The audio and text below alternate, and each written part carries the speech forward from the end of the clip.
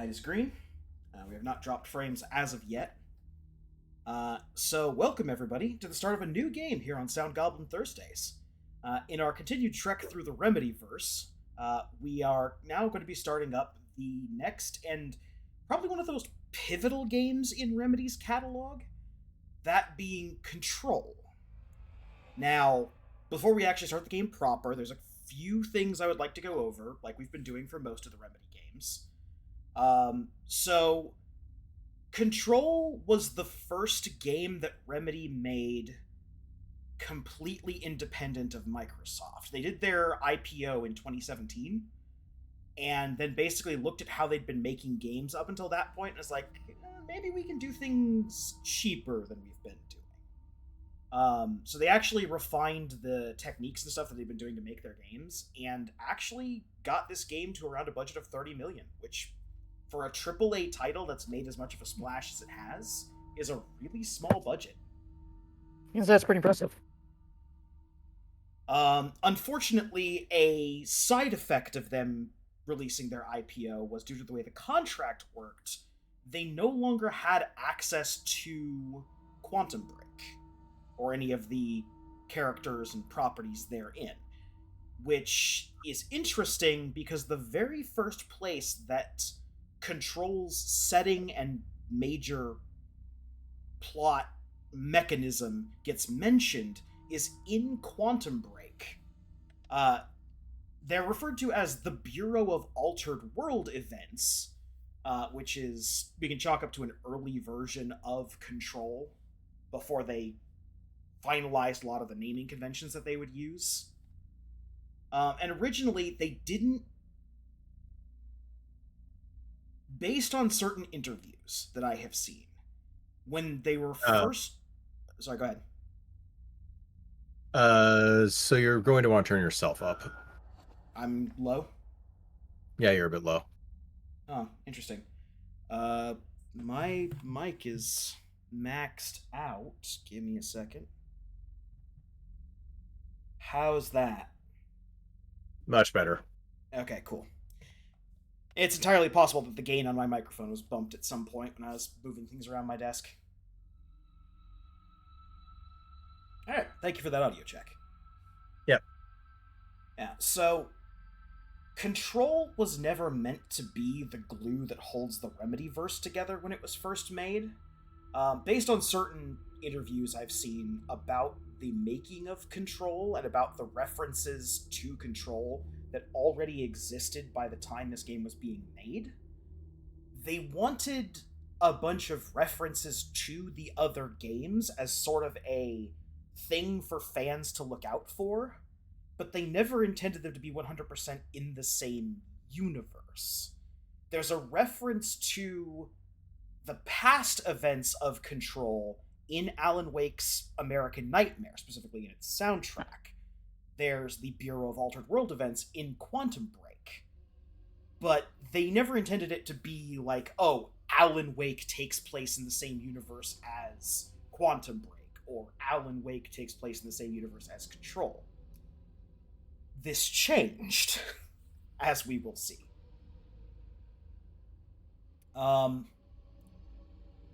We'll talk about the rest of my feelings about Control as we get into it, because I think having a visual display for the rest of the stuff is going to be better for talking about like gameplay and stuff like that. But the last thing we'll focus on is that this made a lot of money for Remedy. It's what enabled them to be as creative as they were with Alan Wake 2.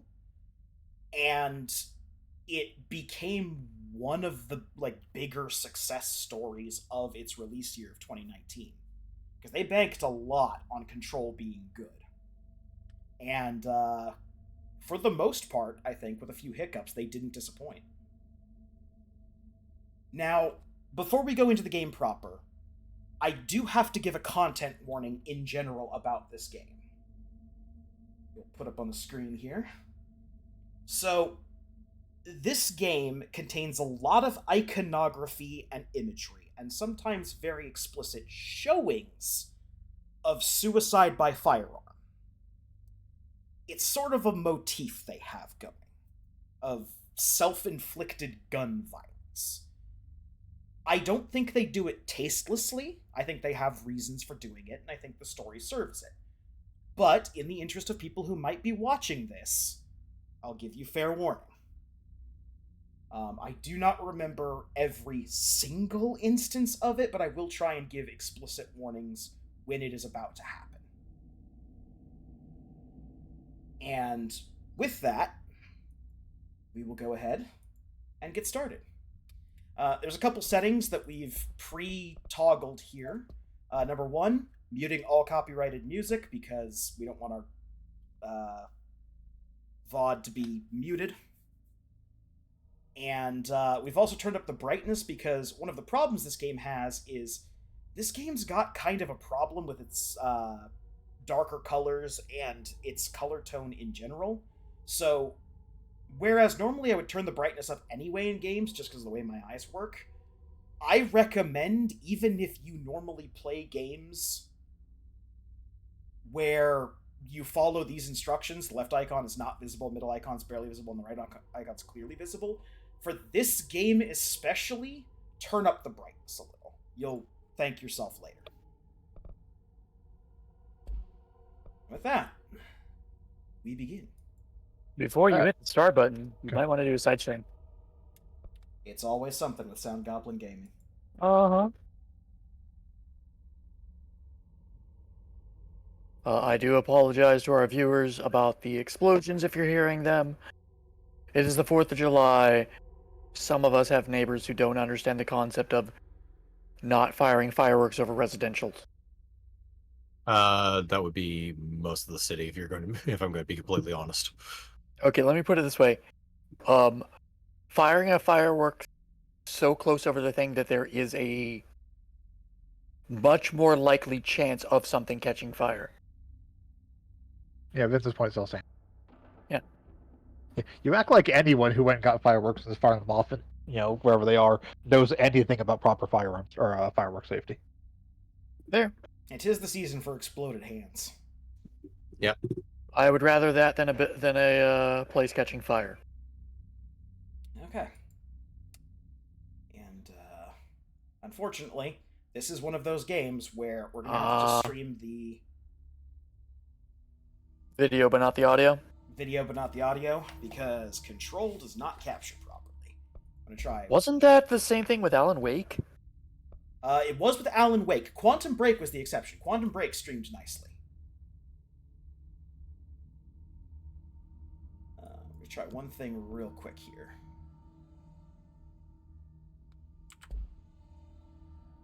Let's see if we can get a capture going. If I turn... Yeah, okay, there we go. Turning it to a borderless window allowed it to properly capture. That makes sense in a weird way. Yeah. Alright, so now, with the traditional Sound Goblin technical issues out of the way, we confirm.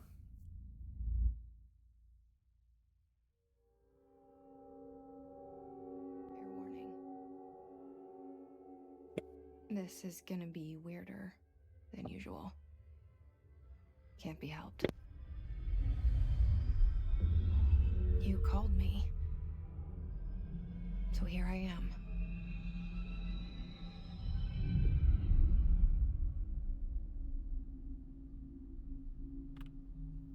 I know I shut you out sometimes.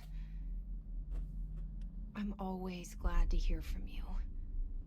It's just that I get my hopes up. So many times it's led to nothing.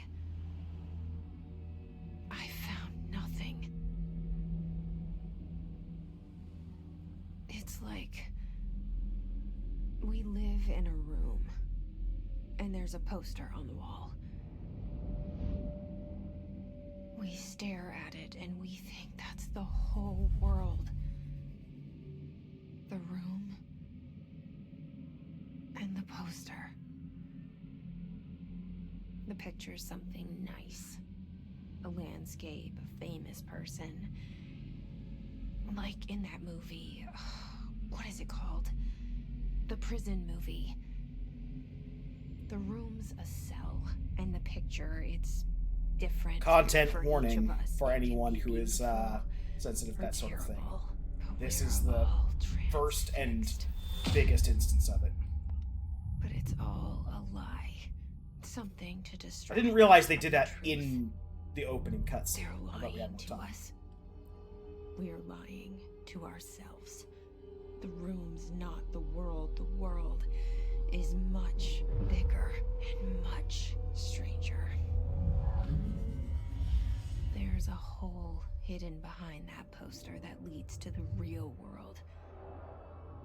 We all feel safe in that room. But sometimes something crawls out from behind the poster. And the ones that see it happen freak out and try to forget what they saw. I'm here. Why did you bring me here?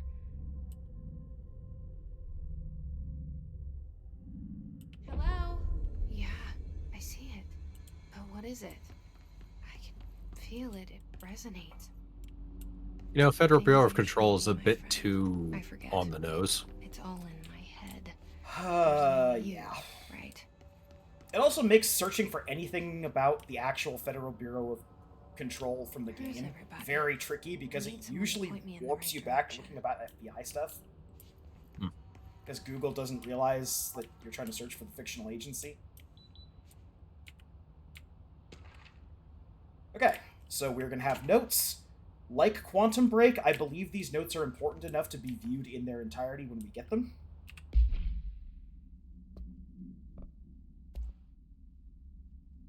Federal Bureau of Control.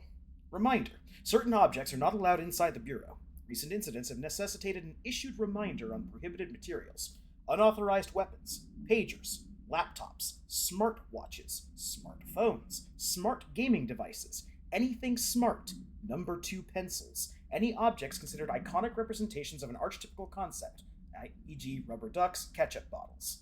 All material under Bureau investigation is to be brought in through the private entrances. If you see any lobby personnel in breach of these policies, please notify your supervisor immediately.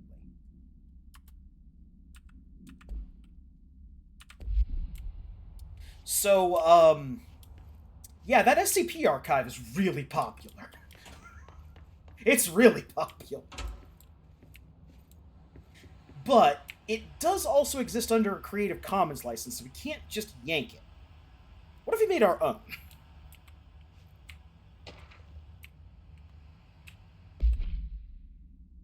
Bureau expenditures. Major. Staffing, surveillance, redacted. Data center initiative, construction, redacted. Minor. Office equipment, janitorial costs, redacted. Mold removal, HQ livability cost. For cost breakdown spreadsheet, see page 5. For 5-year comparison chart, see page 9.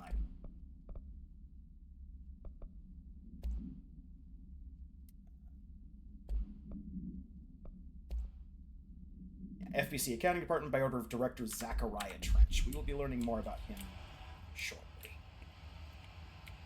This seal. I saw it a long time ago. I keep seeing it in my dreams.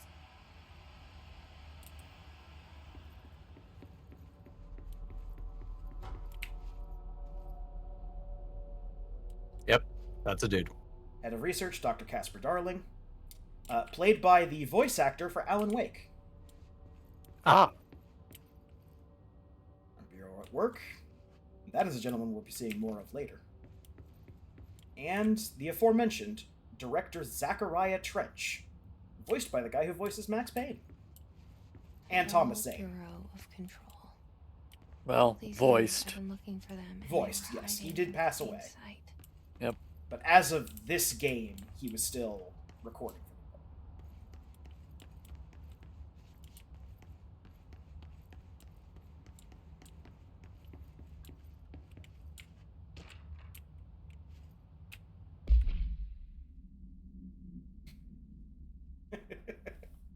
A shark in his, redacted. Although secure, redacted. Permission to, redacted. You get the point. Shoot to kill. Shoot to kill.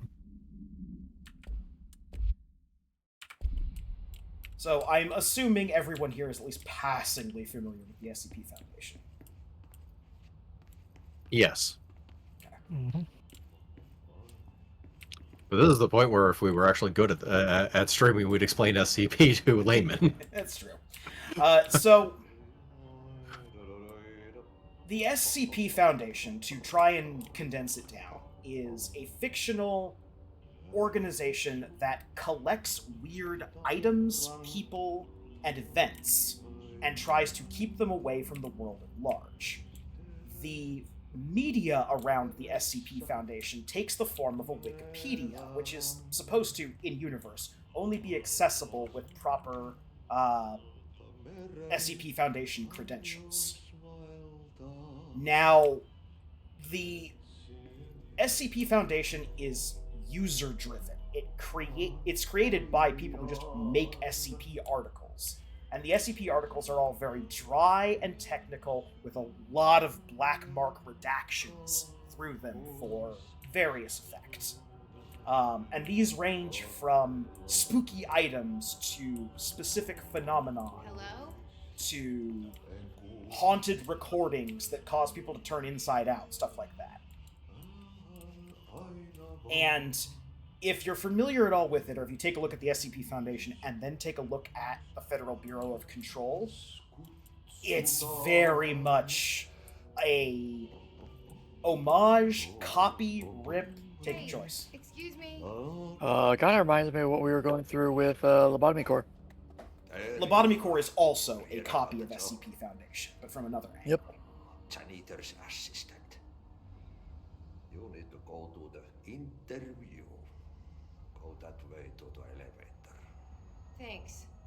Elevator that way. Got it. Very good. I'm Ahti, the janitor, by the way. You'll work for me. You can say I sent you. If they don't hire you, niin Johan on helvet. There be work for the axe. Take them behind the sauna, jumalauta. I've done enough. It night seems shift friendly. owner jobs to know it makes us come off weird. Ahti the janitor is a friendly face in my book. Better than somebody with no face at all. Think about it. No face. But that said, I know what you're thinking. If there's an axe murderer around, that's him. So I'm going to note that he responded to a inner monologue. Yep. Yes, he did. Ahti did just respond to an inner monologue. We'll be seeing a lot more of Ahti. He's So, great. and the poster. I was 11 years old the first time I saw behind the poster. They told me I am. Sometimes you're also a client.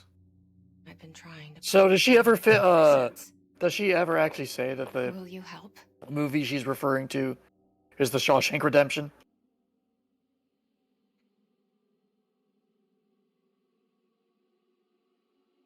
Let me answer your question with a question. How much mileage do you think a person could get out of the anticipation joke from Rocky Horror? Do you think they could last the entire game?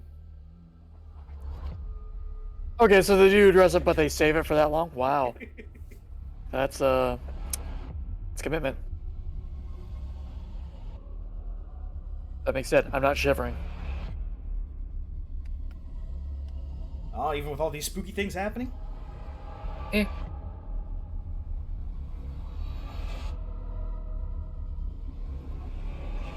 Also, Sam Lake is also the writer on this one, as he has been for everything we've played so far in the Remedyverse. I'm gonna say I'm pretty sure he is the main writer for most things in the Remedyverse. He is the writer for most things in the Remedyverse. I do not know if he was the writer for Max Payne. Did I lose you there for a moment? You know what's on my mind. My baby brother, Dylan. 17 years since the men of this bureau took him.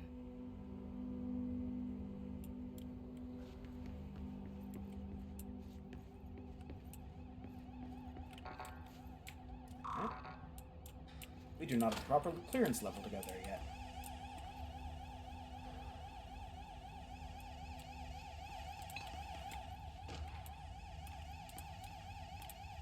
Approved terminology reminder. Reminder regarding drafting any public-facing material.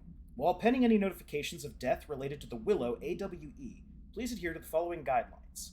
Words, phrases to use. In the service of his or her country. Regret. Proud. Pride. Will be remembered. Words and phrases to avoid. Alaska. Scissors. Blood/bleed. Loss. Apologies/sorry. And we did pick up this one before, but I didn't actually look at it. So we got distracted. To Executive Sector staff from admin. Subject, R4 reports due soon. As you should all know by now, the R4 reports are due by the end of the week. We're still waiting on them from a number of people. If you need an extension, please request Form R4.E from your supervisor. If you think you're exempt from filing an R4, then you'll need to get written permission from your department chief saying so. Remember, R4s are mandatory under Section 75.2 of the Employee Manual. If your R4 requires departmental claims, then please contact the appropriate department head, Dr. Darling, Ms. Marshall, Mr. Salvador, or Mr. Kirkland, as needed. They'll be busy on Thursday in their annual policy review, so please schedule accordingly. Best, your admin team.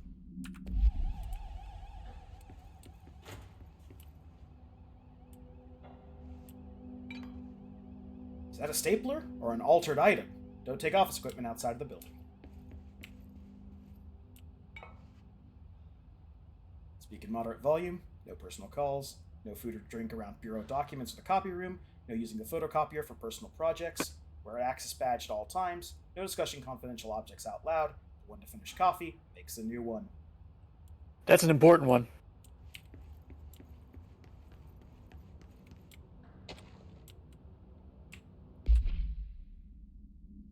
Trench, do not disturb. Barbara, I am not to be disturbed. Cancel all my appointments for the day. For the rest of the week. I can't trust them, Barbara. Not a single one. Trench. But sir, your biggest mistake was trusting Barbara. Dun, dun, dun. You know she can't read.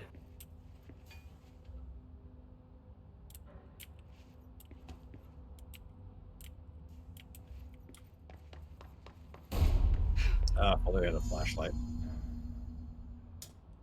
Second content warning. Shit.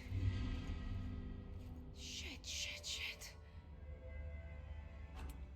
You want me to pick it up? The murder weapon? Really? Extended content warning, as a matter of fact.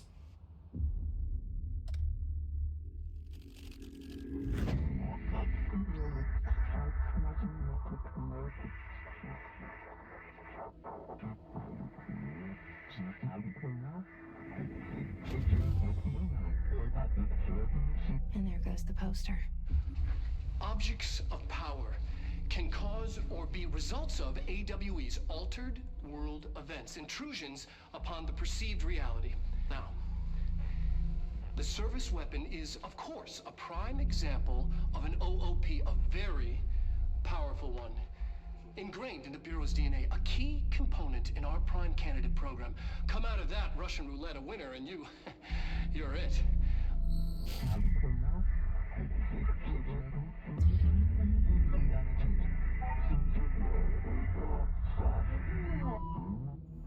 Look at this place. Where am I?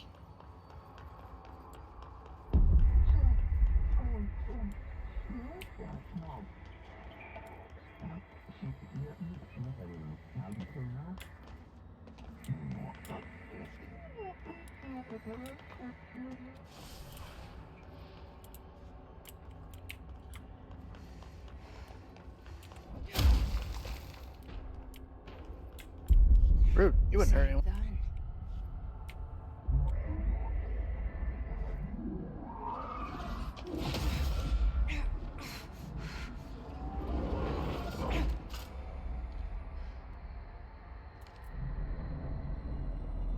Okay, now I have a gun.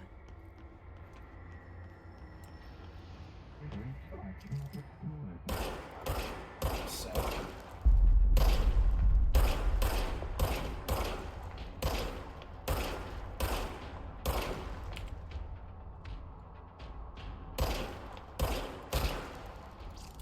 So, this is the service weapon. It is the only weapon we will get for the entire game.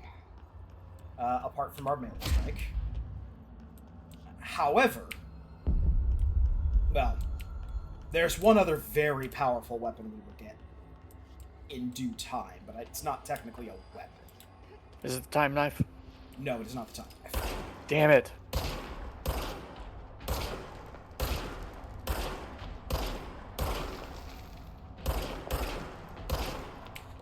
The service weapon has infinite ammo, but a limited clip.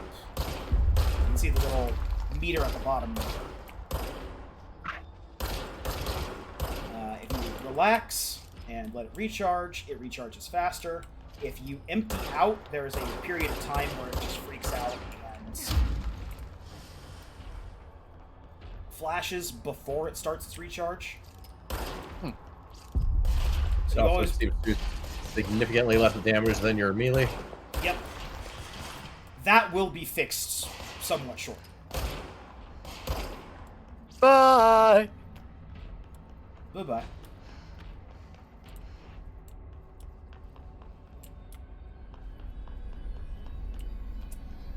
And yeah, Go ahead. Here's the other big thing. You don't have regenerating health in this game. At least not to a certain point. You could recharge, I would say, the bottom fifth of your health. But no more than that. To heal, you have to pick up these little glowing motes on the ground. That enemies my drop God. when they die. Our health is going to be constantly ping-ponging back and forth between low and high. Can I just say I hate how small those were? Something's coming. This threat.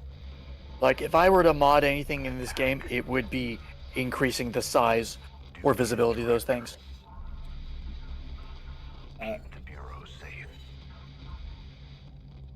Did you hear that? Okay. It's the dead man. Right after the pyramid spoke to me, and it was just noise, and I understood every word. And this gun's alive. You know what? I'm happy.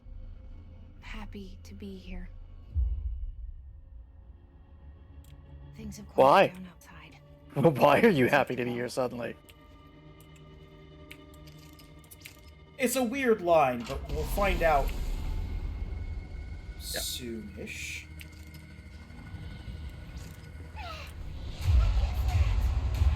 You can't let this happen. You can't let this happen. You can't let this happen. You can't let this happen. You can't let this happen. You can't let this happen. You can't let this happen.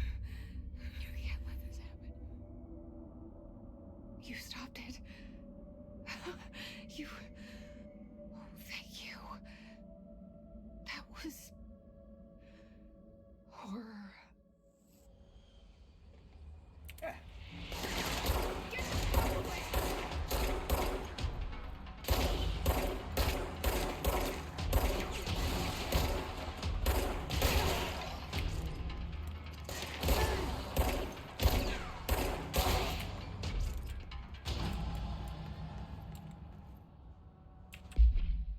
What was that? Well,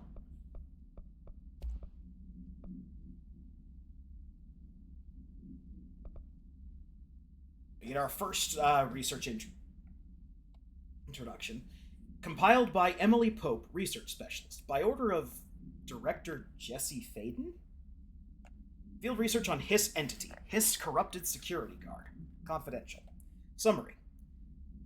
The Bureau has many internal security personnel. The Hiss was quick to take advantage of this fact. Hiss guards use the standard-issue bullpup rifles that they carried prior to corruption, while the armored guards carry pump-action shotguns. They have no observed paranatural abilities, with the exception that certain Hiss guards are protected by shielding of dense Hiss resonance, capable of stopping bullets. Is this shielding a result of prolonged Hiss corruption? Does the Hiss mature in organic hosts over time? More data is needed. Did the Hiss target individuals with combat training? Does the Hiss have that level of cognizance?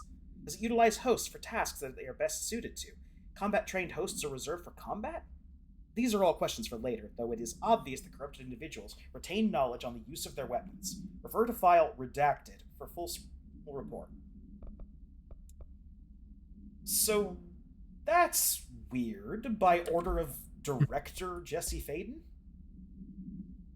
And we also got our first document on service actual weapon. Order of Power, yeah. Service weapon. Order of Power 1-KE. Containment procedure. No unique procedures required. Description: para-utility. The object's form is variable. When bound, the object allows para-utilitarians to redact it. This object must only be bound by individuals seeking the role of redacted. The object will determine whether redacted. If rejected, the applicant is terminated. This process is dictated by the redacted, though their criteria is unknown. The object was discovered inside the oldest house, in the room that is now used as the director's office. Popular hypothesis: redacted, many forms throughout history. Redacted, Mjolnir, Excalibur, Varanostra, all weapons that redacted their wielders. If objects of power are the convergence of forces based on the collective subconscious, then this may be the original manifestation of that event. If this is the case, redacted. See Dr. Darling presentation 11.1 for more details. We actually saw the partial of the Objects of Power presentation. Objects of power can cause or be results of AWE's altered world events, intrusions upon the perceived reality. A side note, remember to cover their connection to the astral plane as well.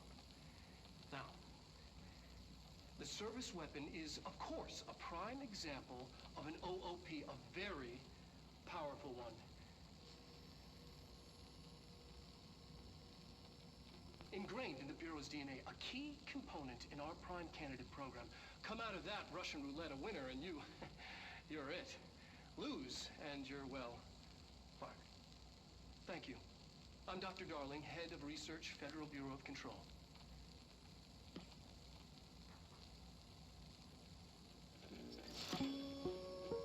I love that they did the live action videos again. They found a way to better integrate them into the engine as well. So you're going to see a lot of mixing of live action footage and real gameplay.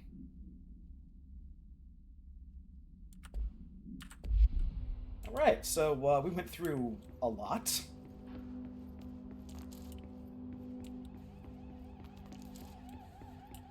And we have picked up two things of importance there. The first is we have picked up an asset. Namely a material. And the other thing we picked up is the first of what will be many, many, many weapon mods. Okay, so that's how you make different types of weapons. Yeah, each weapon, well, forms of the weapon will come as we go. What you use the weapon mods for is the ability to upgrade stats, like damage after kills on this one. After we kill something, we get 38% more damage when we're using the grip, which is the default pistol style of the service weapon. There are a lot of mods that are specific to certain types or require certain traits on a weapon to be usable. The hotline. Secure line of communication. Guidance. Reach the hotline. That poster looks interesting. The hotline. Says the This one here? Yeah. Yeah. Okay. If we had actually come around this specific corner, this was a picture of the former director, Director Trench. That has changed. In case you're not... For the people who are not picking up on it at home,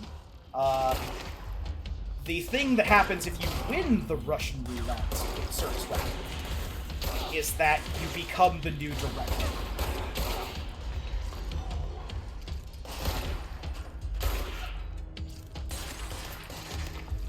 Did they mention Excalibur as one of the weapon things? Yes. Yes, they mentioned Yeah. Excalibur as one of the things. Okay, so yeah, no, it's a King Arthur thing. Well, as they noted there, Surviving the there's... test is pulling it from the sword. As they noted, there are many, many weapons in history that have a penchant for choosing their own wielder. Yeah. And The once and future bureaucrat. yeah. By the way, these are safe houses. These will be literally everywhere. They are just goodie vaults. They usually contain either a note or one of these boxes that contains random loot. Hooray! Random loot can be either materials for crafting or just flat out weapon mods. What about ink ribbon so you can save? Oh wait, wrong game. We'll talk about saving. There's a thing about that. Oh boy. To H. Marshall from L. Kennan. Subject, another dud. I'll let you do the rest. Yep. For Marshall's eyes only. Marshall. We checked out the suspected AWE in Duluth. Wasn't anything. Just like the house fire before this, and the malfunctioning clothes dryer before that. My team is getting pretty sick of duds. We need to find a way to sort the fake AWEs from the real things. Or you need to rotate these field agents off for a bit. Anyway, we're en route to Sherman Ranch, next one on the list. Let's hope it's a little livelier there. Sincerely, Special Agent Keenum. Why do I have a feeling it was a bit livelier there?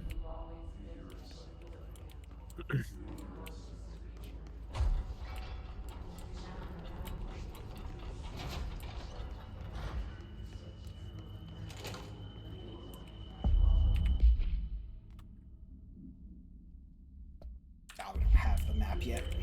Oh no, we don't have the map yet. Yeah, big Hiss map. sound that tried to evade me earlier. The hiss. Uh, Burrowing into everything in this place. Is the hiss your enemy? Alright, it's our enemy.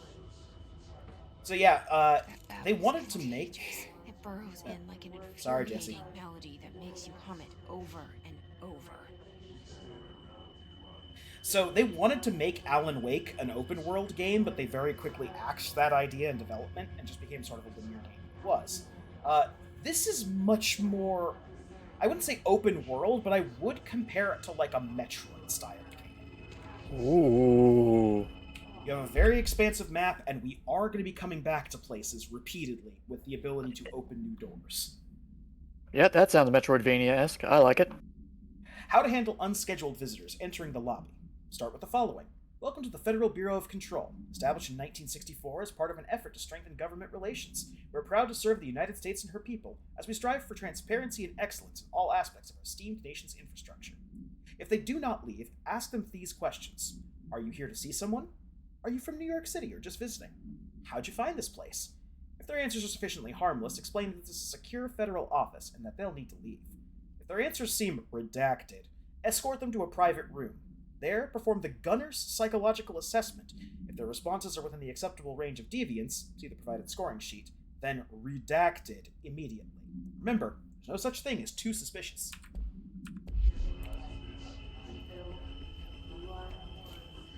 Like that, the first thing you do is explain what the Bureau is and ask them to leave. Or not even ask them to leave, just explain what the Bureau is and then stare at them until they either don't leave or you ask them more questions. To be fair, you're not explaining what the Bureau is. You're just telling them the name and we have a history. Yeah, brief little bit of history, and then you just stare at them. Fine, what's your name? Compiled by Paula Bronte and Lorenzo Dunn, researchers, by order of Emily Pope, research specialist. Summary. Urban legends are believed to affect the creation of altered materials, but can also dictate the characteristics of an altered world event. Urban legends are understood as the modern evolution of Jung's archetypes. We recognize certain redacted, informed by our own redacted, and popularized by our media. We have additionally proven that urban legends can be artificially redacted in popular culture using Redacted, our Bureau-made anthology television program. Once the seeds are sown, human imagination exacerbates the details. Certain paranatural phenomenon contain clear elements of popularized folklore, AWEs that occur only on Redacted, a pair of scissors that consume human Redacted through 2 punctures on the Redacted. These details, living in the minds of so many, have been given strength through belief. Urban legends are not just stories for children, they are paranatural realities waiting to happen. Refer to file 4-93-6942 for full report. For the astute who who may have been painting a picture between the anthology program and a certain other anthology program we've seen, we'll get much clearer confirmation of that fairly later on in the game. Yeah.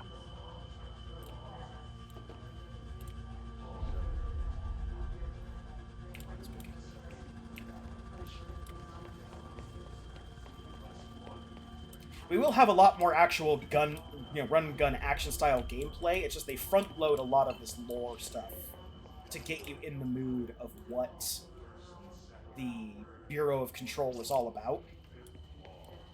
One of their actual writing goals for this was they wanted to make a setting first and then make an adventure in that setting. Oh boy.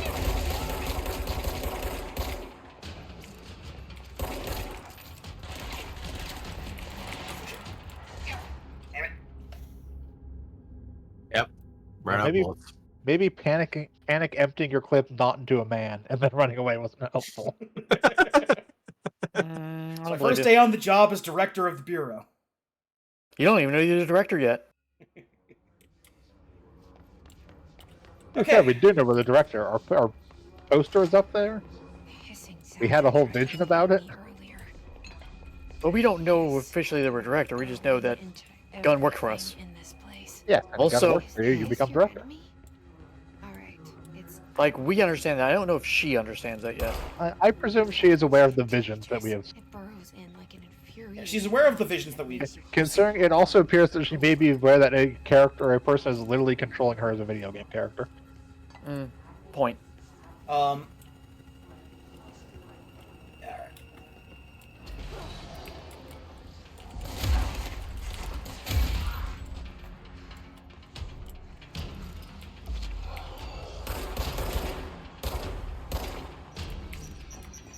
Oh, that's grenades. Very unkind of them.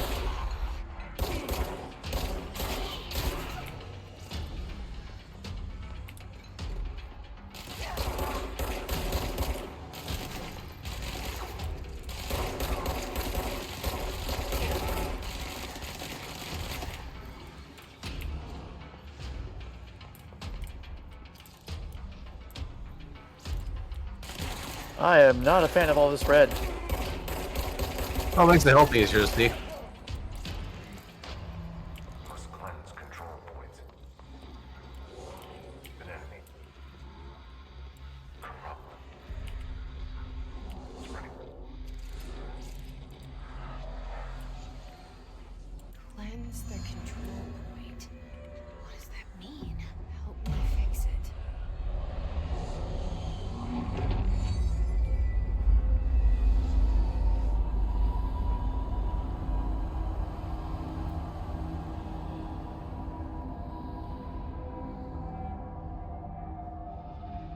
Holy shit. You did it. We did it. Hello? Can you hear me? Are you with us? With the Bureau? Are you still sane? I can't tell you how happy I am to talk to somebody sane. The feeling's mutual. Yeah, I'm Pope, Emily Pope, Dr. Darling's assistant. My turn. Should I lie? Jesse Faden. I'm just visiting. I should have lied. Oh, shit. You're the new director. Hold on. We're coming out.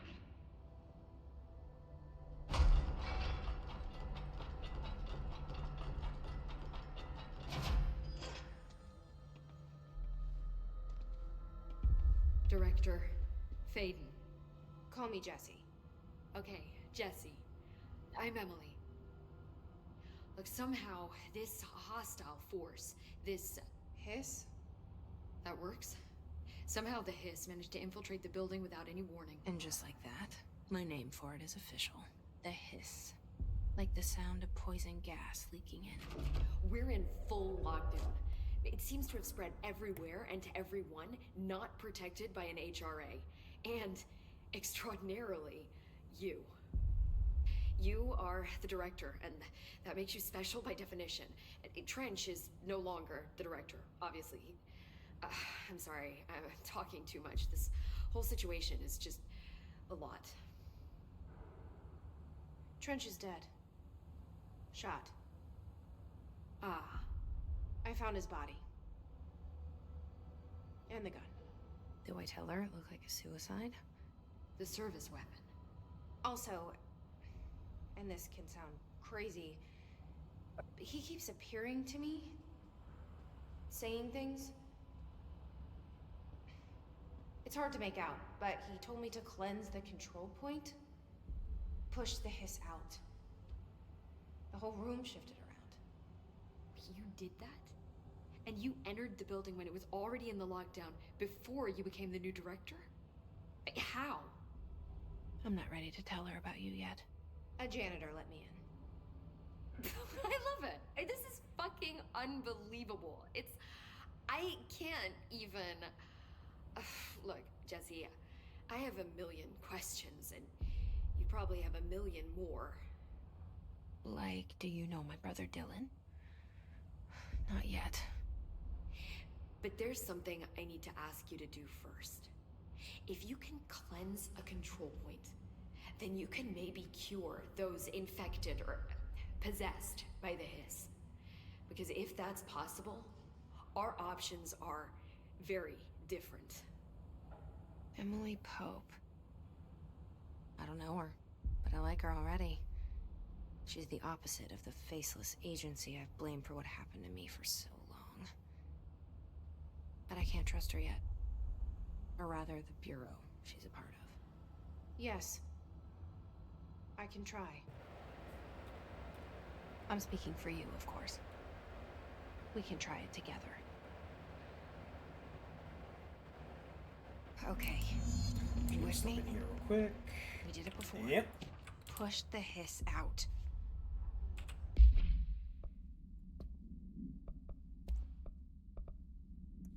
Control points.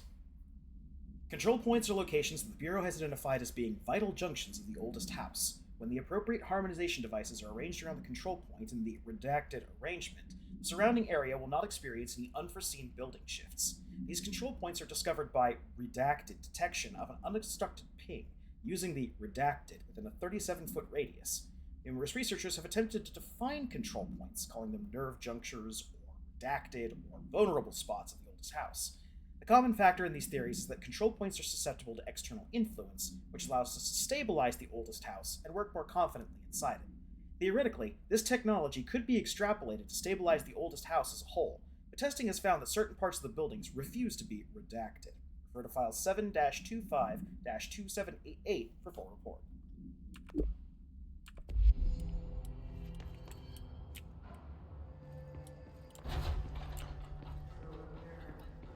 Well, let's see if we can cure people.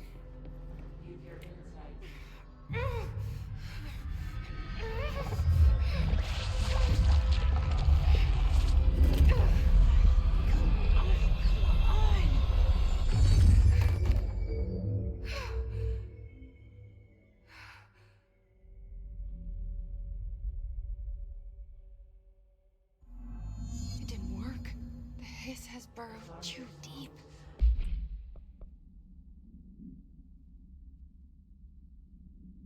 Field research on Hiss entity, Hiss corrupted agent. The Hiss manifested... Well, compiled by Emily Pope by order of director Jesse Faden. Yep. The Hiss manifested human hosts in numerous ways. The most common and least intense form is seen in the many corrupted agents floating through the Bureau.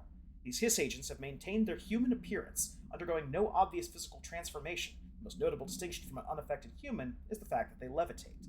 These Hiss have displayed no aggressive behavior. They only seem interested in vocalizing the strange incantation ad infinitum. Perhaps these vessels are only meant to propagate the Hiss corruption, like spores or Wi-Fi boosters. Or are they cocoons, preparing to enter their next stage of evolution? When attacked, Hiss agents disappear, perhaps entering a state of invisibility or undergoing a transformation into a purely resonant form? Research is ongoing. Refer to file redacted for full report. Ripping it out rips them apart.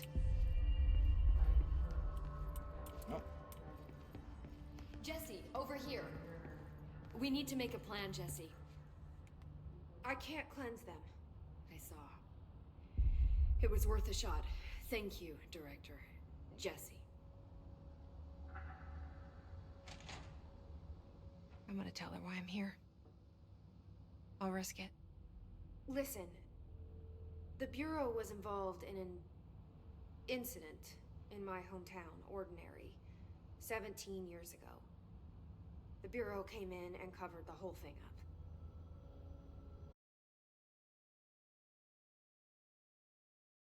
See if I can do something about this.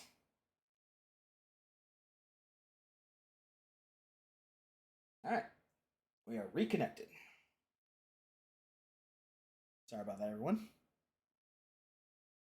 Mentions of an Altered World event case dealing with Ordinary. You were at Ground Zero as a child? It was one of the big ones, and before my time. And very classified. I can try to dig out some old files for you. My boss, Casper Darling, would know, but he's missing. I think he knew this was coming, or suspected. He came up with the HRAs, the Hedron Resonance Amplifiers. I think they're what saved us. Or a few of us. And Director Trench would know. Trench. The ghost, or whatever he is. He mentioned something called the Hotline. Said I should find it. It's another object of power, like the gun, an old Bakelite telephone, a direct line of communication between the director and the board. Maybe he can talk to you more clearly through that. I mean, Trench has years and years of experience. He might know how to destroy the Hiss. Where is the hotline? It's kept in the communications department through the mailroom. It's part of this sector, so we can access it even with the lockdown in place. We'll get the door open for you. Okay, that's my next stop. That's Tomasi's department. He's the head of communications. I don't think he had an HRA. He kind of made a point about not wearing one earlier. Keep an eye out. They call me the director. But that's not me. I'm not a director type. I'm not a leader. Why am I here? I think you already know. Yes, I came for my brother, but there are other reasons too. I said I was looking for answers, but I might never understand them. I'm not looking for proof. This is already it. More than enough. No matter what they told me all those years, I know it's real now. I didn't imagine this. I want to be a part of this world. What scares me shitless is that I finally found it. Only to see the Hiss destroy it all.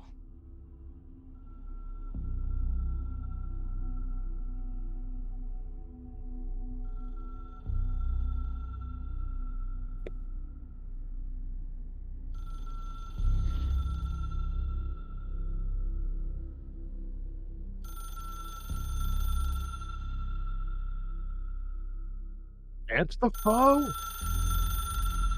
It's what we're trying to do. Look, I know this is all new to you, so don't Are we? hesitate to ask me anything you want to know.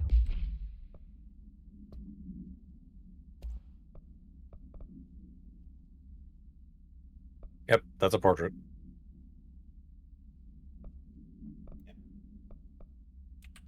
There are no stupid questions. The door to the comms department. The hotline should be in the communications department. Where did the Hiss come from? I'm not sure. You said the Hiss was here when you entered. Did you see anything like that outside before you came in? No. No, just inside. The source is internal then.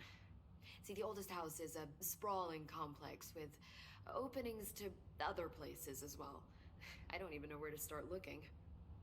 But in the context, it's good news. The lockdown holds. The Hiss escaping the building would be the end. Pretty shitty world out there if you ask me, but I wouldn't want the Hiss to destroy it. With you on that, Emily. You mentioned the oldest house. What is it? This building, the Bureau headquarters, the oldest house, is a shifting place. You've seen it. It transcends its physical limits. I've been to New York a few times. How didn't I notice this place? It's an attribute of the building. This is a place of power. The oldest house doesn't like attention, so unless you're purposely trying to find it, you don't, which is perfect for us. The work we do here is essential, but unstable. The Bureau prefers not to be noticed. And we need strong walls to make sure nothing gets out. So without you, I never would have found the front door. Okay. This Trench guy. I keep hearing him in my head. Is he a ghost? Haunting me? I doubt we're talking about a ghost in the traditional sense, but an echo maybe. See, if he was killed by the service weapon, your gun, maybe it's his final thoughts recorded by the bullet in his brain, like a deep space probe sending back data. But that's just a hypothesis on my part. I need the gun to research it. But you better hold on to that given the circumstances. I think I will. Yeah. Can you tell me what an object of power is exactly? This is all, well, new to me. Don't worry, I love going over the basics. So objects of power are mundane objects that house paranatural energies and have developed a link to the astral plane and can thus be controlled, which is what differentiates them from altered items, which are still housings of paranatural forces, but are more volatile and cannot be bound in the peri-utilitarian sense. Got it? Did she Nope. memorize this? So the layman's explanation Thanks. is objects of power, like the service weapon, can be bound to a person and give them powers. They also have unique effects on their own and usually have some form of limited sentience. They range from animalistic instincts to sentient devices. To a gun that chooses who's allowed to use it. Yes. Altered items just cause chaos. They make weird shit happen around them, and you can't get superpowers from them. That's the difference. So HRA stop you from becoming Hiss? Well, it seems that way. I mean, I hadn't even heard of an HRA until a few weeks ago when Dr. Darling started handing them out. Well, I began analyzing mine as soon as I got it. I mean, each one seems to emit a powerful short-range frequency way beyond anything I've ever seen. Doesn't the timing seem suspicious? I thought that too. Dr. Darling usually likes to unveil his latest breakthrough in big presentations. With these, he just passed them out. Yeah, his behavior makes me wonder what exactly he knew. Thanks, Emily. I'm sure I'll have more questions soon. Just let me know. Here's our wall of previous directors.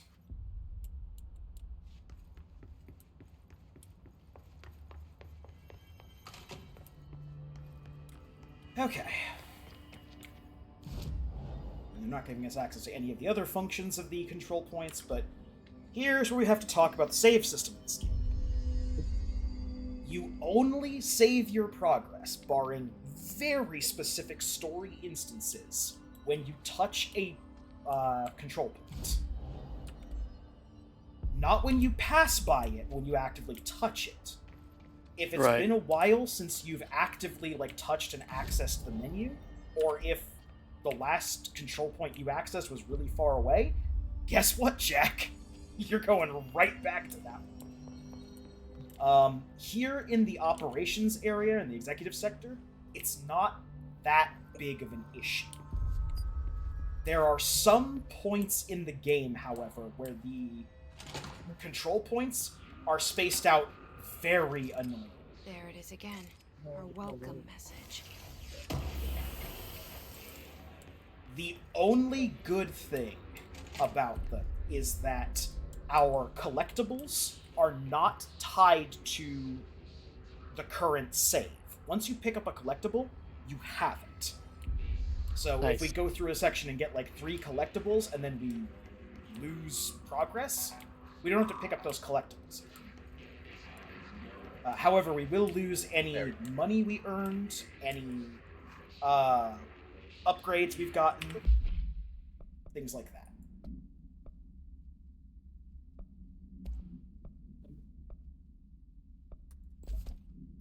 Get some extra health. Yeah, in addition to weapons, we also have 3 slots for personal mods. Hmm.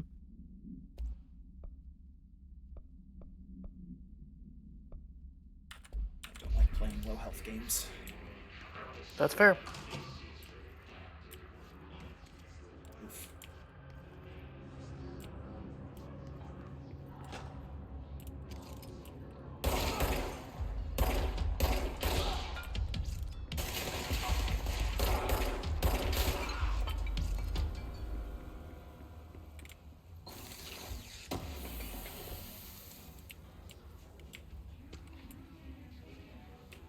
Oh, travel costs.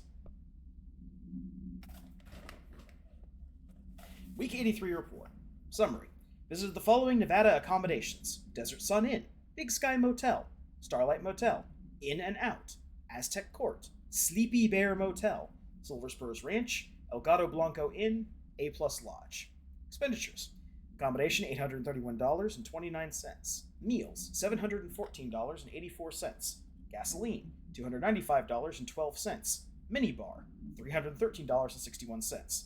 I do wonder what a motel called the Ocean View is. Or I do wonder if a motel called the Ocean View is going to be found in a landlocked state. But hey, I guess I'm not paid to think, right? And for the record, I again request that you give us the budget to get 2 rooms each night. Agent Rowley and myself are very tired of sleeping in the same room. See you on the road, Agent L. Hines. The boys in research said performing rituals may help identify any places of power. Drinking those little whiskeys is my ritual. Whatever you say, Hines.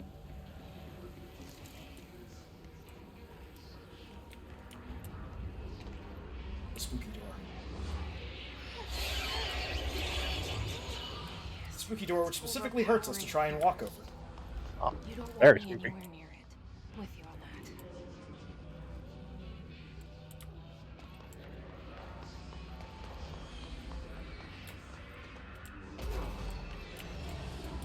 Yep.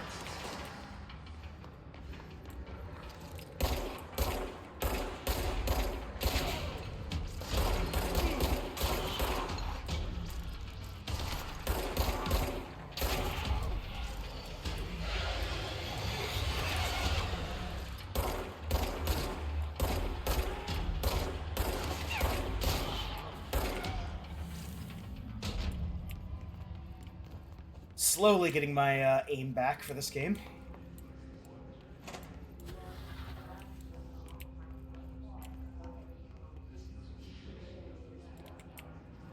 Harder sound. Unstable area notice. Please be aware, due to recent fluctuations in the nearest control point, this area's stability has been downgraded to yellow. Reference chart, green, stable. Yellow, low possibility of unanticipated building shifts. Orange, high likelihood of unanticipated building shifts. Red, frequent unanticipated building shifts.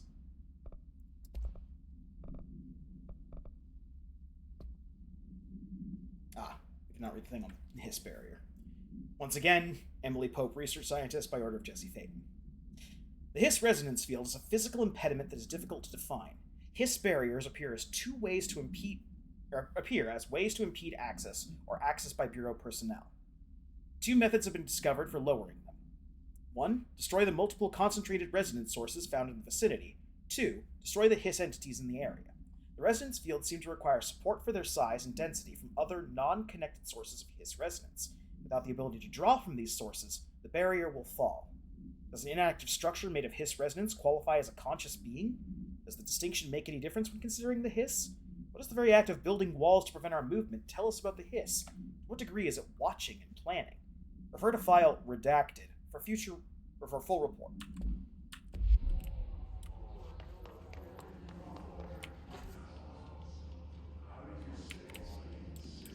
Okay.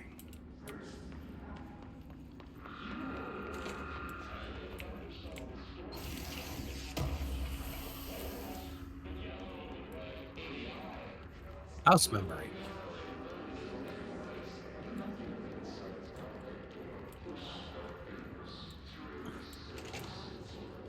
Oh, and as a reference point, if you're wondering how big the oldest house actually is, a certain reference picture I've seen on the wiki puts it at the size of a skyscraper. Pretty big. Dead letters. Correspondence. Machine God. I had a dream, and I built the thing I saw in my dream. A machine that will contain God, but not the gods you know or the ones anyone knows. A new God. This machine will be his body, his heart, and his mind. I made it just like the dream showed me. I used the motor from the refrigerator and coils from the toaster, and the fans, plus the timing belt from my car's engine, and the wheels from my son's skateboard. God can't move yet, but the dream said he would learn how on his own. This is just a beginner's body. Like a baby's, but a machine instead. God only needs a place to start. If you want to interview me, please contact me at the address on the envelope. My phone does not work anymore. I had to use the dialing plate on God.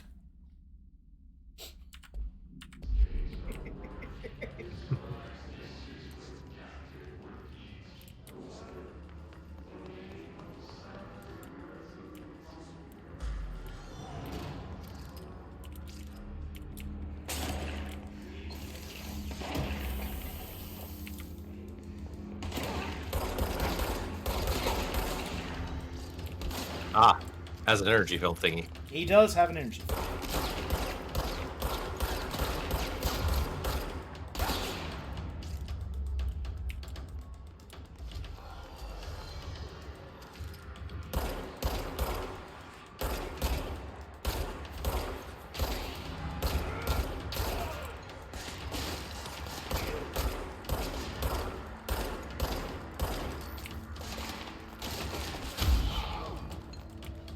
Take that wall next to that guy.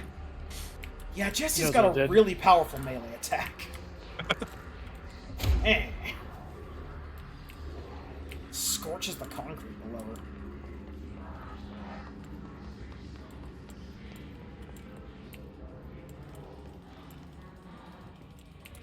Yeah, you see what I mean about the brightness stuff? This is with the brightness cranked up to 75.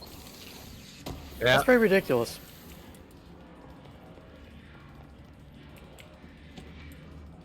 Correspondence. Singing fish. Mr. Governor, I called the police, but they never come to my house. I got a problem and you gotta send folk to fix it. I got my wife one of them singing fish on the walls. It's not a real fish. It sings when you hit a button, but it's got the devil in it. It flies around at night and sings devil songs. Says lots of cuss words. The devil got in my house because of the fish, and you gotta come handle it. My wife is real upset. When can you come? Sincerely, Dwayne Barr. I love the flies around at night and sings devil songs. Says lots of cuss words. Billy the Foul-Mouthed Bass. It's frequently one of the most entertaining parts of the records is the dead letters. To Z Trench from P. Bartwell. Subject Department Approval. Greetings, Director Trench. I'd like to thank you for approving my request for the Dead Letters Archive.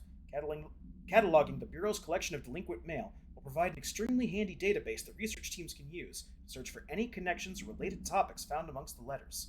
Aside from the more functional purposes, the archive will allow us to preserve these windows into authentic human encounters with the paranatural world. Letters come to us from various places and times, gathered by the Postal Service as undeliverable. The Bureau is the perfect home for them. I realize not all letters contain accounts of genuine paranatural events, but even the erroneous ones allow us insight into how the unknown is perceived by real people.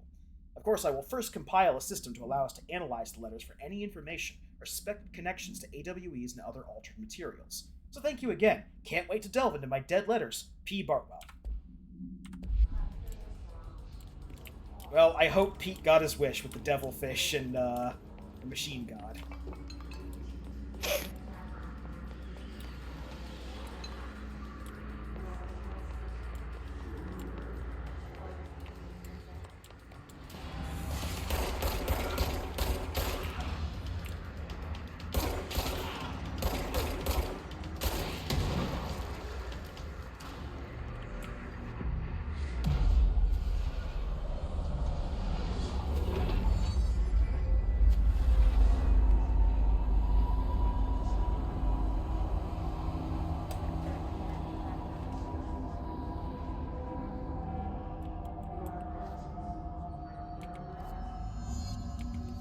So we're going to be coming back to the Dead Letters department quite a lot, because this is one of the rooms that is most cut off by travel powers.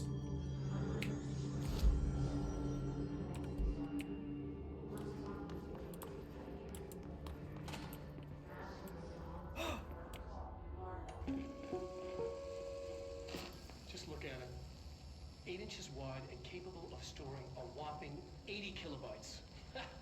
Stolen by our friends at the CIA, the disk held the launch codes to Soviet nukes.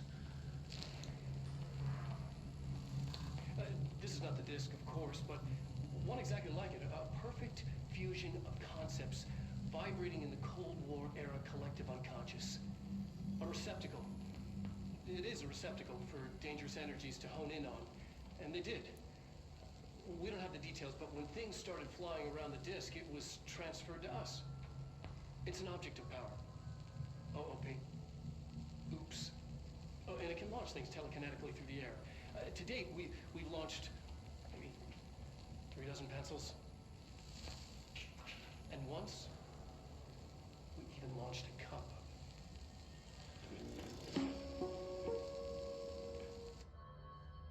He's so proud. Avoid modern technology. Synchronicity Research Department. Also, Casper Darling, one of the best characters in this game, by a country mile. Communications. We're on the right track. Just yet. Central Executive.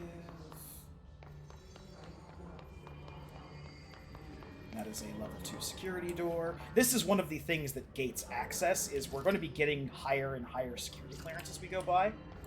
For the director, we should have the highest security clearance. Under normal circumstances, you're correct. However, during the lockdown procedure, when we're trying to keep things out of the general public, and the house is freaking out, that director position doesn't automatically give us security clearance.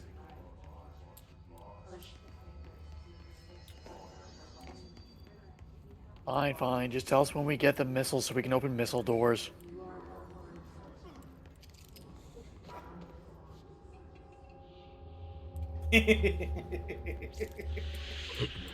Honk. I'm just wondering how long it takes for us to get the double jump.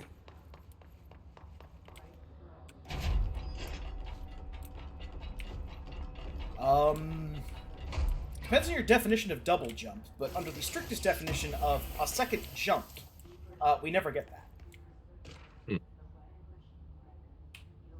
When do we get space jump? Book Club Notes for Kenny by L. Sampson. Oh, sorry. And we get Space Jam. So I don't usually read a lot of sci-fi, but as far as space operas go, this was alright. The title, Unless You, could refer to a bunch of things in the book, I guess, but I thought it was a little vague and stupid. The way the characters kept throwing it around almost like a catchphrase got annoying real fast. The best part of the story was the space battles. I sided with the Fixers, obviously, because they had the coolest tech, and their motives made the most sense to me. Honestly, if I had to choose between some hoity-toity flowers and guns space hippies, or a badass bunch of warriors who go around devouring plants like cheap sushi on a Sunday, I know who I'm picking. That scene where they invade City Planet and convert the entire population using those brain burps, and the space dog fight between those 2 ace pilots, sign me the fuck up. What kind of ruined the whole thing for me was when my favorite character got killed not even halfway through the story by getting a battery cylinder launched into his face by a gravitational anomaly. His death didn't feel necessary at all. 2 out of 5. Also, as a nice thing, anytime we get a media on picture, or we get one of those like superimposed pictures of the director, we will also get the full version of it as a media thing in the collectibles to go back and watch. Okay. So if you get interrupted, or if you want to see it again, you can go ahead and do that. This is especially important for when Trench appears, because when Trench appears and says those fragmented sentences, they are part of a full video, and you can only view that by going into here and viewing them in the multimedia section. But we do not unlock Trench's full conversations until we get to the hotline.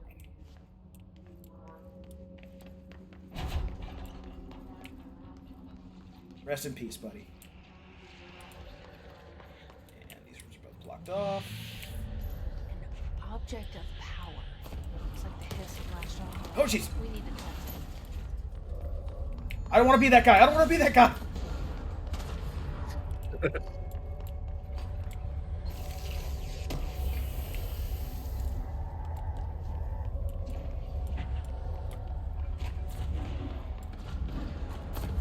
Run.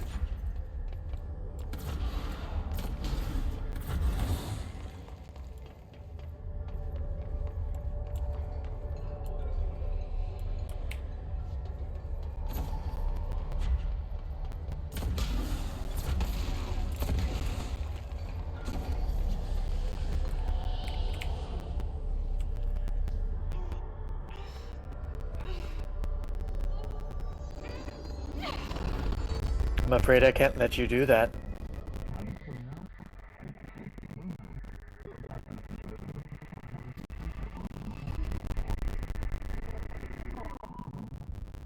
It's harder to hear you when I'm here. The channel has been changed. The board's in charge here. They're pyramids in the Bureau seal. Are they really the ones pulling the strings? I'm not their director. I'm no one's director. Okay, so welcome to the only other thing I would classify as a weapon in this game. And one of the greatest telekinesis powers that has ever been put into a video game. Right then.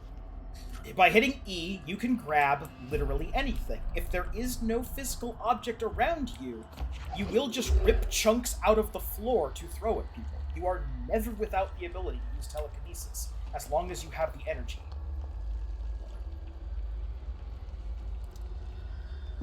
Early game telekinesis is also by and far your most powerful weapon, depending on the object you are throwing. And it is your only method of interacting with things. You cannot pick something up with your human hands. That's not allowed.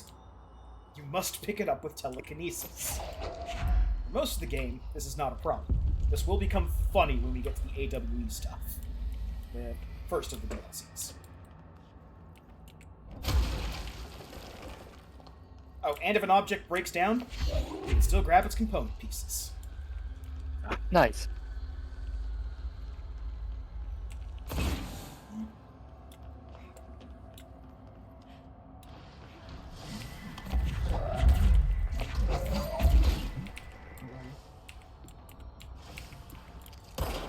That meter up at the top of the screen shows you how much energy you have. It only appears when you're using energy. Full energy, it just vanishes. As you can see, this is basically just one shot, one kill on these lower level enemies. There will be enemies that can take a direct telekinesis to the face.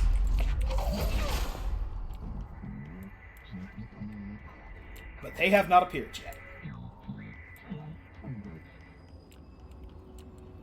Now, the other interesting thing about telekinesis is there are two parts to it. There is the pull, and there is the throw. When you pull, the object moves towards you.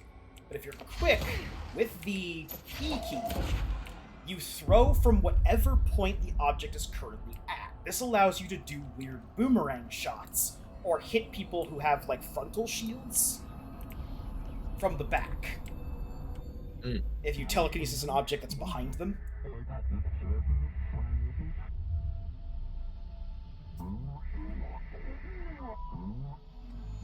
There you are. You were gone. Cut off. I got it. Just like you wanted, right? This will help me fight the hiss.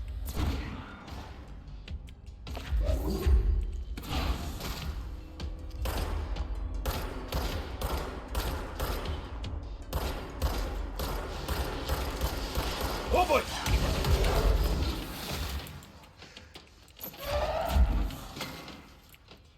So yeah, the one downside about telekinesis is it can be very picky about what it chooses to grab onto.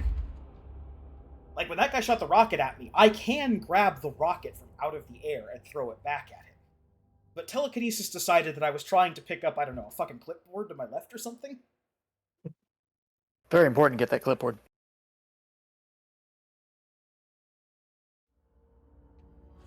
When was the last time we saved? Dead letters.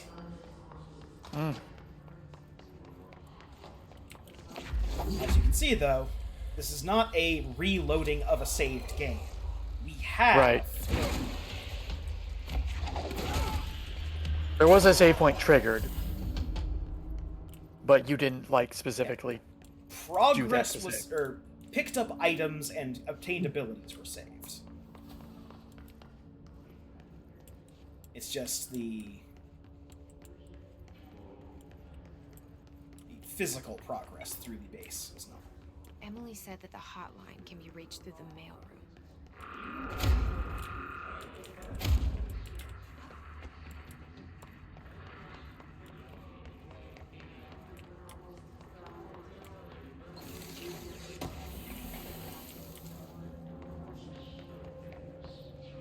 Personal point, health recovery. Yes. Now, right now, we only have one slot, so we have to choose between having more of a bigger health pool and increasing the amount of health recovery per element pickup. Ah. You can technically also do launch Kinetic energy damage? cost. Yeah. Oh, okay. And once we get enough slots where I can afford to not have something regarding my health, launch energy cost is never leaving. Telekinesis is one of the best powers in this game. And it is the only power that gives you a direct boost to your ability to deal with shields. Because his shields can't handle sudden, violent, kinetic impacts of large objects. Small objects, sure.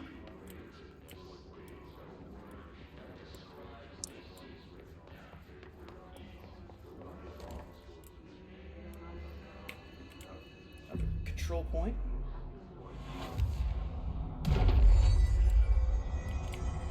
Touch the control point. Don't let mold hit your ride. Perform daily body checks for foreign plant matter.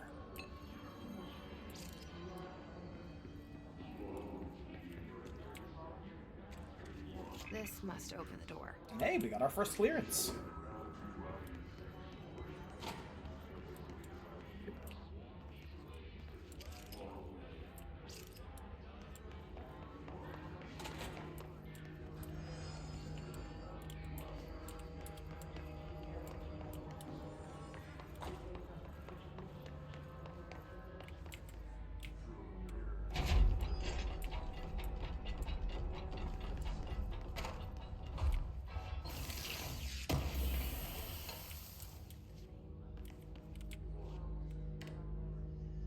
Now, these radios would normally work.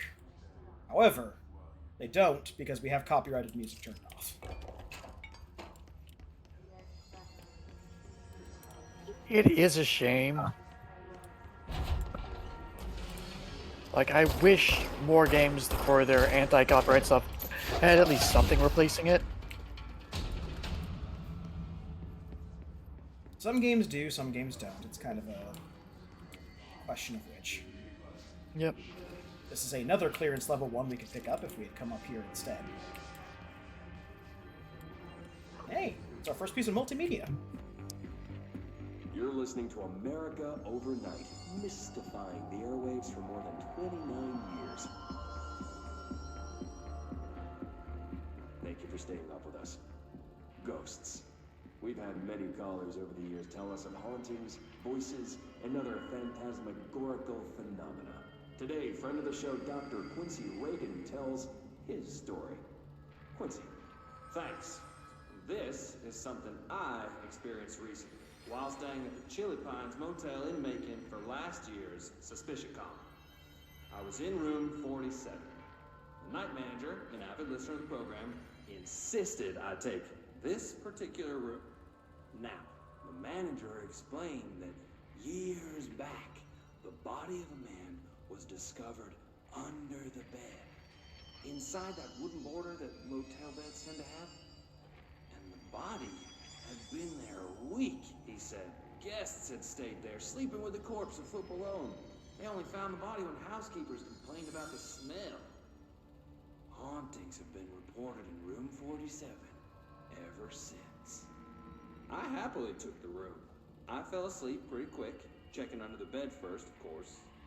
No ghosts visited me, No chilly spots or flickering lights.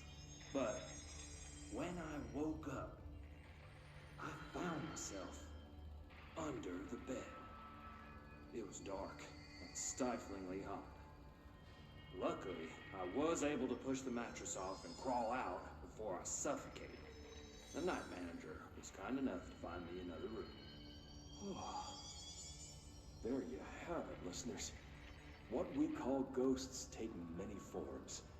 Quincy was brave enough to tell his story, and I encourage you to keep calling and writing whenever you encounter something strange, something you can't explain. Maybe you're seeing colors that we have no name for. Maybe your toaster is possessed. Remember, dear listeners, when no one else believes you, we do. America Overnight will be right back.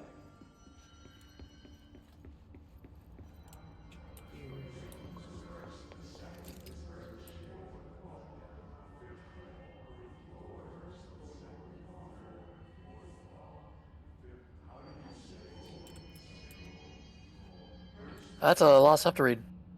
And Yeah. it is, in fact, a lot of stuff to read. Who wrote this? Report to Dr. Darling. Yes, Okay, down there here at we the go. bottom. Who wrote this report? Darling. Yeah, so someone just wrote this, and everyone was like, what the fuck?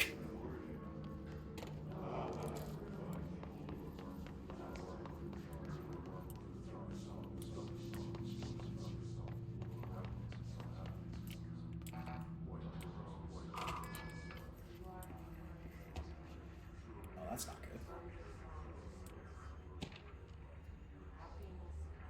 Lockdown stations.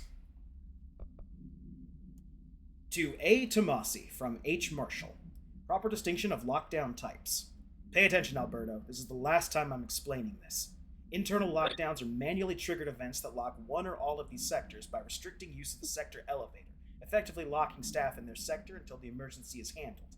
They can only be lifted via the directorial override and maintenance, once the director is satisfied that the situation is under control. External lockdowns are a bigger deal.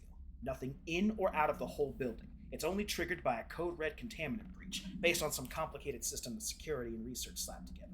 It can only be lifted once A, the threat has been neutralized, and B, a high clearance individual gives the system the all clear.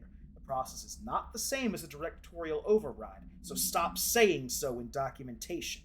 I know it's confusing as hell. I've told Darling 100 times to change it, but they're adamant it stays the way it is. Honestly, I don't think they even know how to change it at this point. Let's just make sure our staff understand how all this mess works, okay? Marshall. We also got the floppy disk. Floppy disk. Ah, yes. OOP5-KE. Containment procedure. Must be contained in a cell with no other loose material. Description, para-utility. The object is an 8-inch diskette containing Soviet-era nuclear launch codes. When bound, the object allows para-utilitarians to telekinetically lift material and throw it a short distance. See Dr. Darling presentation 11.15 for more information. The object is currently bound to Redacted for research purposes. Background. Stolen from a Soviet military base located in Redacted by agents Redacted and Redacted with the CIA. Diskette contained launch codes to Redacted missiles, believed to be reserved for use against Redacted. After being returned to America, Diskette began throwing computational hardware at members of the decoding team. An informant in the CIA tipped the Bureau off, and it was requisitioned by agents the next day. We've also got... Ah, yes. New enemies. Yeah, new enemies. The Bureau only allows certain highly trained individuals to handle volatile materials and weaponry. Our demolition experts are instructed in the use of explosives in dimensions with distinct physical laws, making them important assets for engineering work, as well as combat situations. Hiss demolition experts are the only observed Hiss variations to wield a specifically built rocket-propelled grenade designed to identify and track Redacted enemies once fired, making them a threat whose termination should be prioritized in combat scenarios. I find it remarkable that the Hiss restrict usage of this weapon to the Bureau personnel who train specifically for its use. What does this tell us about its behavior? Can it not pass along new information to corrupted entities? Still too many unknowns. Refer to file Redacted for future reports. Hiss Ranger. The Rangers are the Bureau's well-trained and well-armed expeditionary forces. Their Hiss-corrupted counterparts are equally formidable. Prior to corruption, Rangers were trained to use a variety of weapons in order to face any threat found during AWE response or threshold exploration, including submachine guns, assault rifles, and automatic shotguns. Hiss Rangers utilize these weapons as well as the advanced tactics taught by Bureau instructors. Some are additionally outfitted with Bureau-made body armor.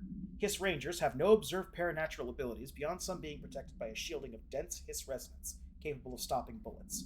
Considering the advanced training the Hiss Rangers are capable of applying to a situation, is it feasible to consider the human mind still remains intact to some degree? Or is the Hiss able to tap into this combat training and utilize it? Further observation is required. Refer to file redacted for full report. Also, on all of these notes, you see these things that are highlighted in purple, or like a fuchsia. Those are weak points. If you shoot them in those areas, it will do extra damage, and that does include the hands on the security guards and the rocket-propelled grenade itself if it's inside the rifle still. Neat.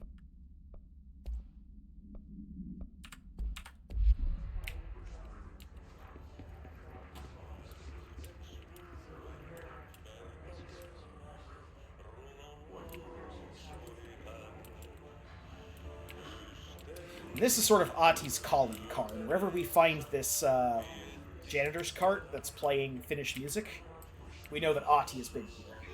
Oh, that's what I was about to say. It's like, oh god, I'm hearing voice music. Yep. The floor is poison. Laura is in I did find a text version of that one whiteboard if you want me to read what it actually says. Sure, go ahead. Okay.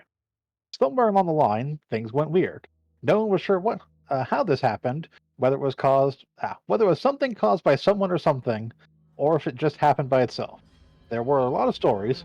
Everyone had a theory of how it had happened, of which maybe the weirdest and perhaps only fitting singled out here was the talk about a strange golden space helmet that someone had found, and a secret research project to replicate and manufacture those helmets. It was said that the helmet opened a way to another place, different from this one, and whether that other was actually a piece or just something that came over when you were wearing the helmet, no one knew, not even the scientists in charge of the project. In any case, or so the myth went, the helmets, or the people trying them on, brought the other closer to here, and things got weird. Things that people had to learn to take for granted, like technology and physics and religions and time and space, just stopped working like they used to, stopped altogether, or became something different.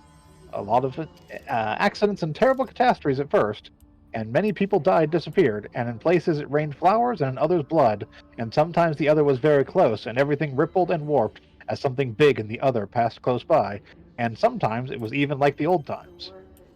In time, people adjusted and adapted and learned to use things and laws to fix some of the old, but mostly, as time went by, people just forgot the things that had been different, and the weird became normal. Everyone, at least everyone who believed in the myth, thought the golden helmets and those who wore them were bad, and they seemed to have a point, for those in the golden helmets, while they were ever hardly seen anymore, were often, on those rare occasions, doing bad things. Luckily, the other gave many people strange abilities, and a few heroes rose to fight the bad thing. And there were lots of those bad things, and lots of good things as well, but now, even more than before the other, things were ambiguous and never quite simple or clear. And people rarely tell the good from the bad. In any case, things went on. It was almost never boring. Who wrote this? Report to Dr. Darling. Alright, well, now that we have plundered everything in the area, except for the infection that we cannot get through yet, which, spoilers, is another Metroid-style lockout. I heard you warp in. No, you didn't. Oh god, stop shooting me! Ah, fuck!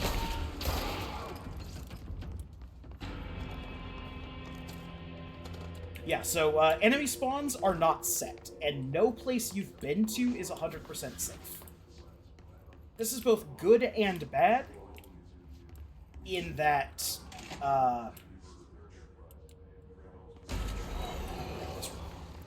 this is both good and bad in that there's a currency we've been building up, which we'll talk about when I can actually do something with that currency. And you I was wondering about that. Farm objects and mods. On the other hand, it also means when you're just trying to get to some place, and that place is far away from a site of power,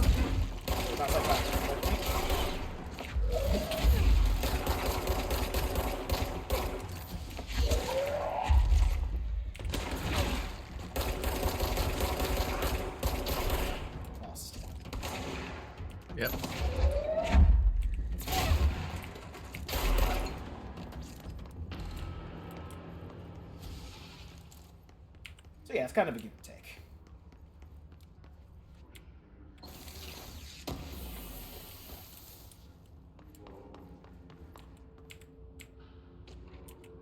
Data breach.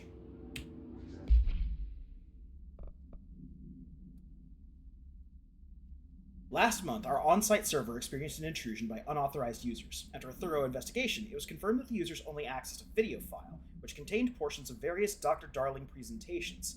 Investigators were able to track the users through their IP addresses. The following are confirmed identities of these users. Patrick Strutzins, Rubens Nogueira, Arto Kolimaki, Christopher Mills Bowling, and Yako Sarinian. These individuals are in breach of Bureau Code 91 and have placed under surveillance by our external investigation team. Further action is pending.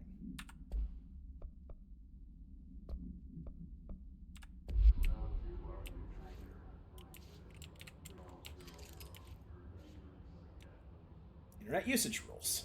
The internet is not for social media use. No FBC materials of any kind may be scanned or uploaded. FBC email addresses are for work-related correspondence only. Level 5 clearance required to access internet. If a cubicle's BlackRock shell gets damaged, vacate it immediately and alert Mr. Tomasi. If you notice any text in your work that you do not recall writing, vacate your cubicle immediately and alert Mr. Tomasi. Do not connect internal comm devices to the network. Printer is for communications department use only. Altered items are forbidden in the cubicles. Notify security of any breaches immediately. You may require internal lockdown.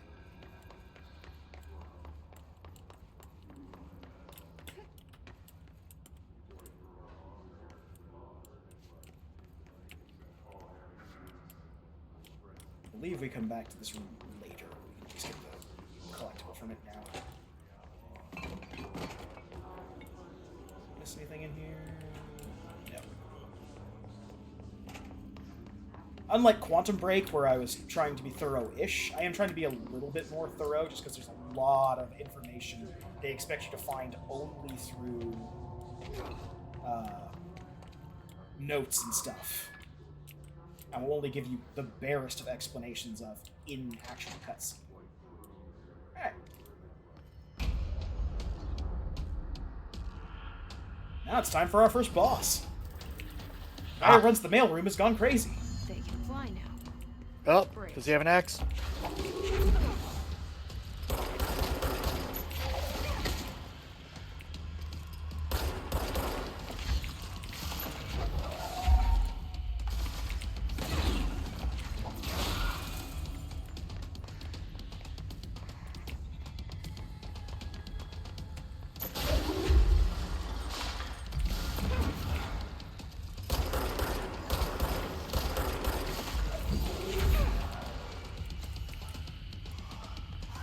So these guys regularly pull up shards of floor and whatnot into long spikes.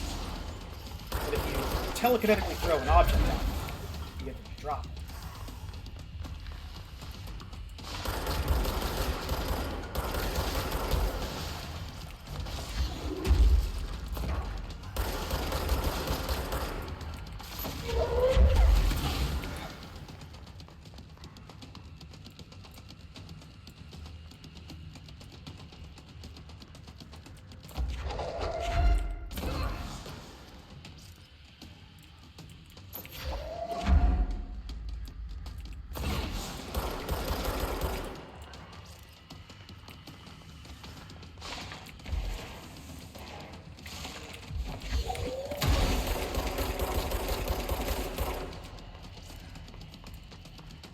Need that health.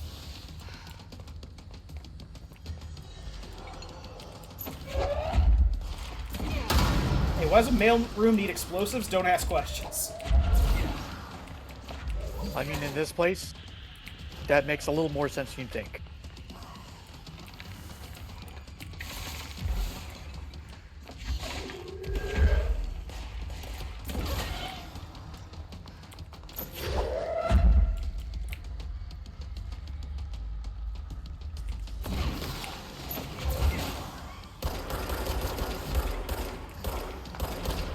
There we go.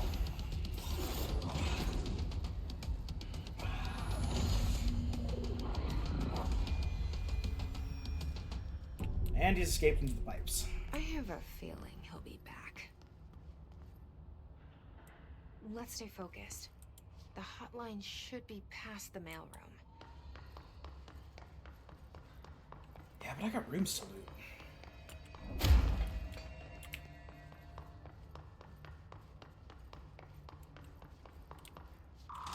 Shortcuts well.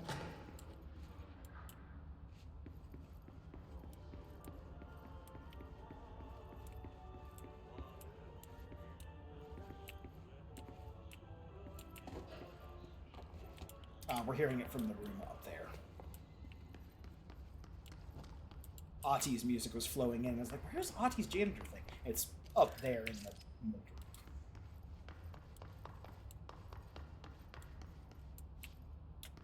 There you are. Near the top.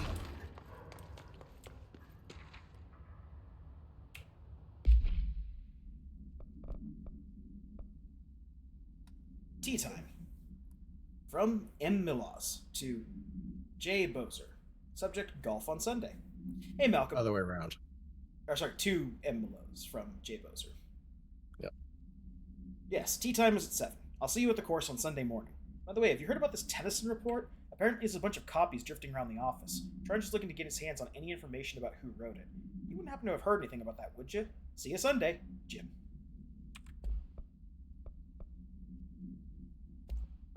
And we got our thing on the Hiss Elevated. Hiss Elevated agents display abilities similar to telekinetic competencies observed in Bureau Parautilitarians. Some prefer to charge their targets, while others launch objects at them. Telekinetic attacks have been ineffective against the Hiss Elevated due to their own talent in the area. They do not use any weaponry except their own paranatural capabilities. Some Hiss Elevated have been seen levitating while strapped into chairs. This is likely the result of individuals being corrupted while undergoing cognitive recording in parapsychology. How are they able to use paranatural abilities? Is it possible these individuals were bound to objects of power prior to corruption? It's also worth considering that the Hiss resonance can identify and express latent paranatural ability in the individuals it corrupts. Refer to file redacted for future report. Full report.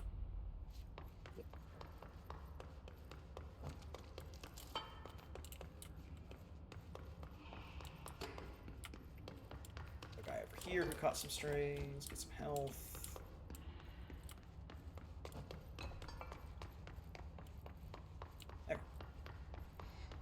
Upstairs.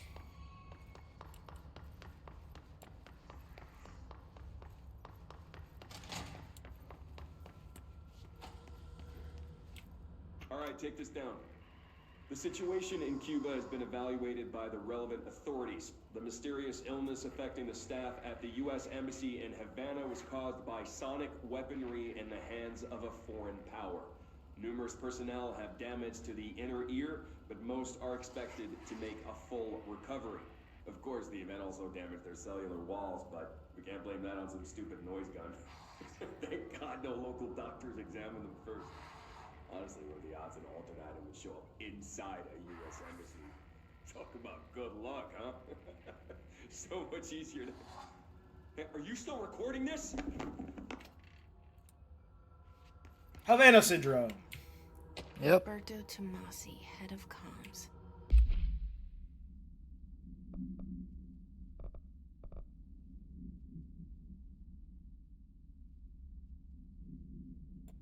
Roberto Tomasi. Yep. The Hiss got him.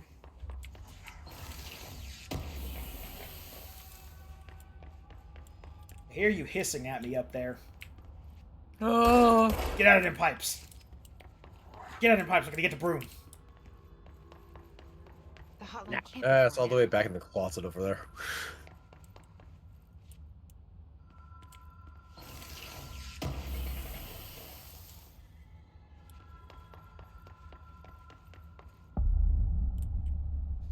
Hotline chamber.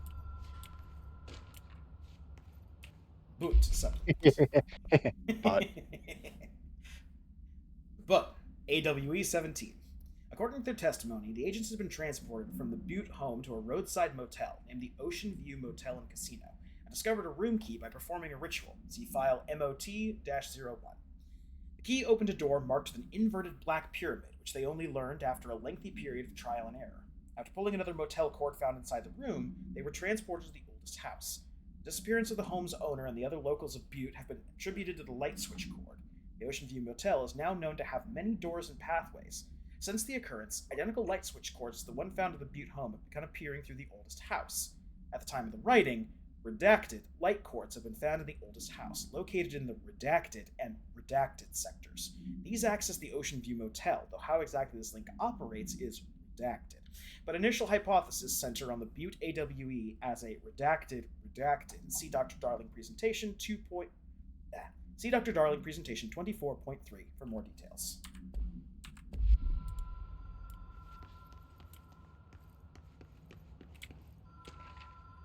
Hotline security log.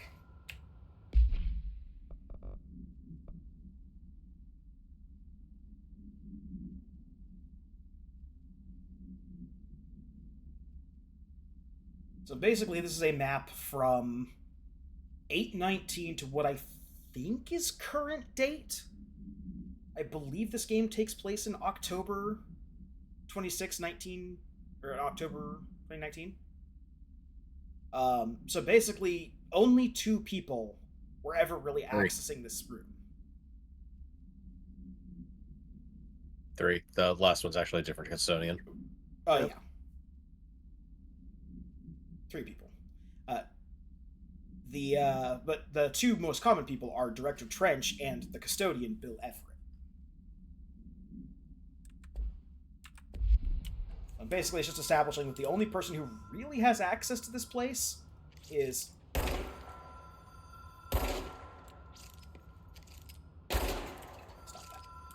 the director themselves. The Ocean View Motel and Casino.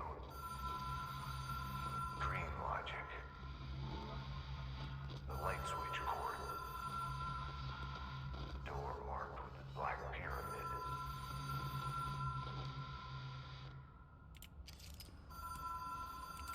Notice, Ocean View Motel and Casino entry point. Catalyst light switch. The law of 3 applies.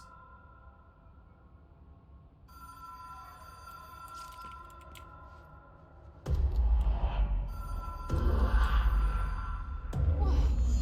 Have we been here before? No. I've stayed at a lot of roadside motels across the country. On the road, on the run, under the radar. This feels like all of them, like something recognized from a dream. Ah, it's a broom. Now we can finally get Tomasi out from the pipes. Hello? Anyone here?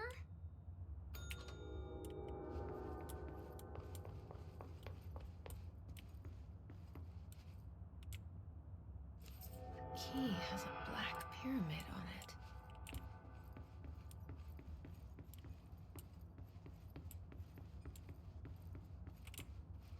Technically, you don't need to do the rule of 3. You can just, go in room by room and see stuff. But at least in this first outing of the Ocean View, there's nothing else really here. We will, however, be coming back to this place a lot. And this place actually does get referenced in Alan Wake 2.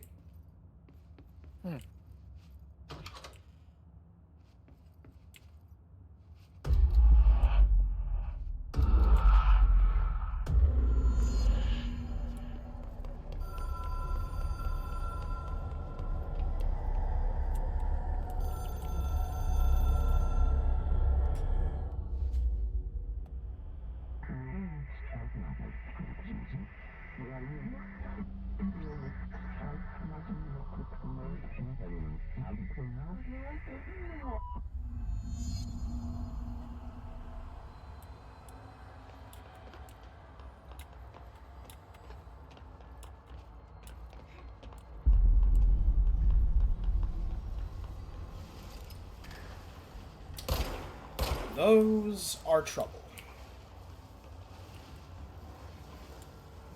These, I don't remember if they have an official name or if they're just like the chaos or whatnot. They're unkillable.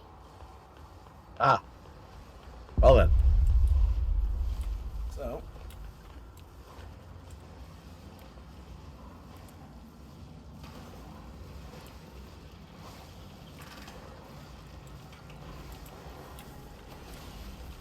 Basically, I have to play keep away.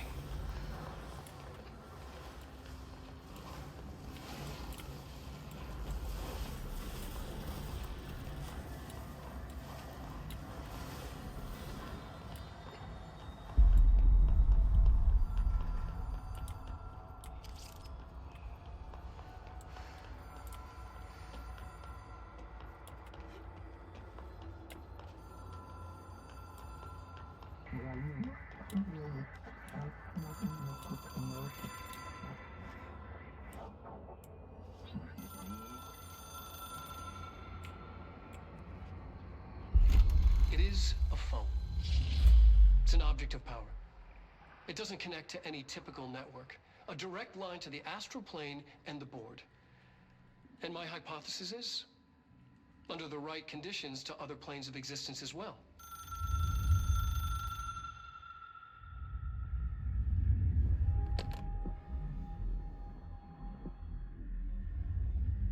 A director needs a team. My management team. These people know the secrets of the Bureau as well as I do. Some even better. Darling, Tomasi, Salvador, Marshall. Marshall especially, my head of operations. She sees right through me. She knows I don't like relying on people. The only person you should fail is yourself. But things change when you become director.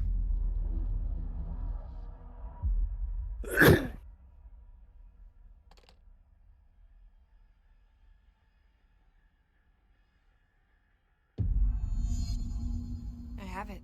The hotline. I can reach Trench. Well, listen to him. He feels more like an echo. An echo with important info. I need to get back to Emily.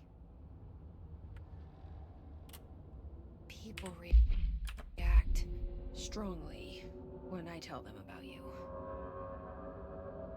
Is it too soon to tell Emily? She might be able to help.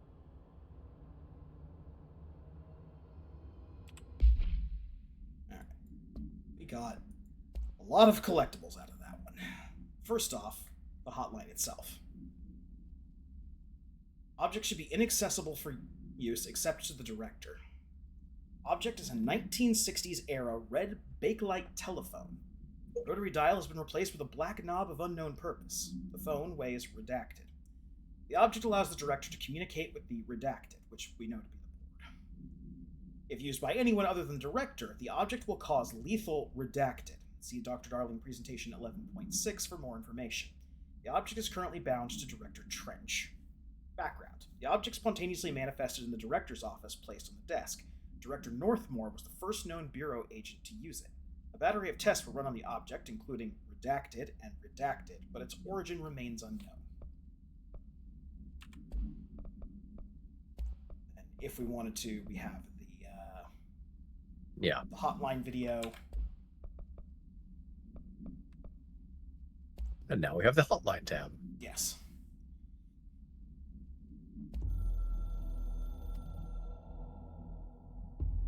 It took us a long time to learn how to stabilize the control points, the ley lines, the meridians of the oldest house. Darling found a way to soothe this beast.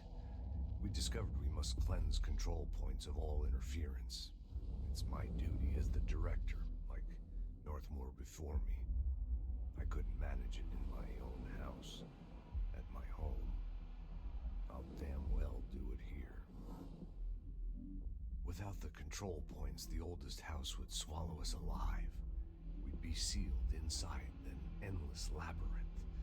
No one would hear our screams. If an enemy ever managed to corrupt the control points, it'd be over fast, spreading like a cancer, leaping over the fire breaks like a crown fire. They are the weak point. Darling's right about that. He's wrong about everything else. Dangerously wrong. Suspiciously wrong. Has he been compromised?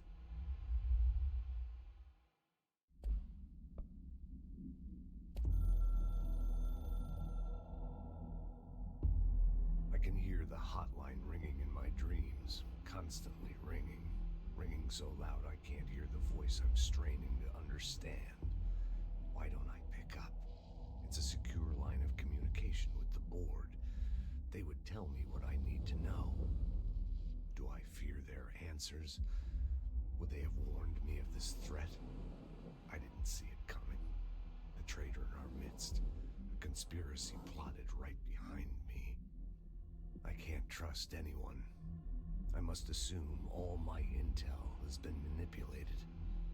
The hotline is the only channel I can trust. Bind it, control it. The rule and the ritual with objects of power. It can't be tampered with. The lifeline to the astral plane and the board. I must seek guidance. Soon. I'll rest first. I'm so tired. Always tired now. But I must reach the hotline. I think I'm under attack. An attack of dementia, exhaustion. It's a rain cloud making me forget. The hotline. I must reach the hotline.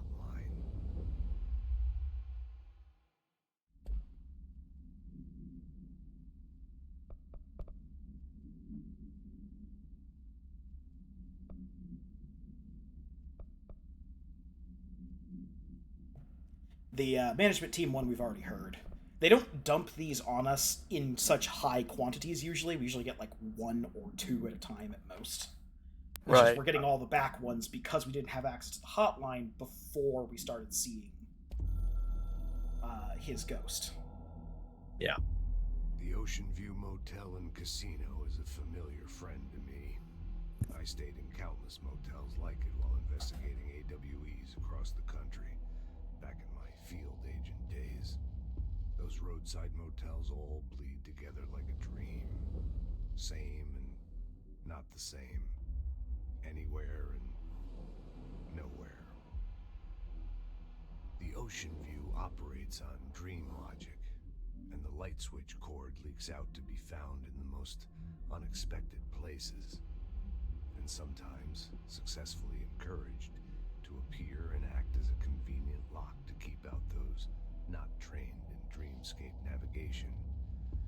Even Bureau veterans can only find one key in the motel. The key that opens the door marked with the inverted black pyramid. The rest, the many other doors, are still mysteries to us. We're all merely guests there. Even the board. Sometimes I need to visit, just to breathe easier for a while. It beats the numb, sterile apartment I spend my nights in, insulated from everything but myself. I guess that's where the whiskey comes in. God, there's so much Max Payne in this character.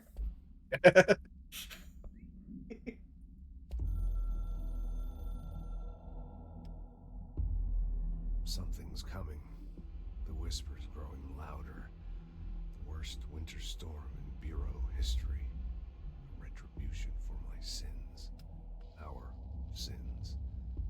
This threat could destroy the Bureau, everything I've built. Destroy me. A web spun, turning this place against me. I catch glimpses of it in the corner of my eye. It's just out of reach. Elusive. It's clever. A perverse game of hide and seek. Is this part of an attack? Obfuscating the facts. Dimming my eyes. It's hard to tell. I need answers. I haven't heard back from Darling. I fear for my friend, my closest ally. I think Barbara? I made a terrible mistake all those years ago. That thing he studies is putting us all in danger. It's my duty as director to keep the Bureau safe. It'll be difficult. What's done can't be undone. There's no easy fix. Magical thinking is a requirement for survival. Pain and suffering are mandatory. To change things, you have to break yourself. I don't know if I have the strength. I'm old and weak. I'm afraid. I can see my hands trembling. I'm losing control. Name drop. He said the thing! And the other thing the hotline allows us to do is to view the previous calls from the board.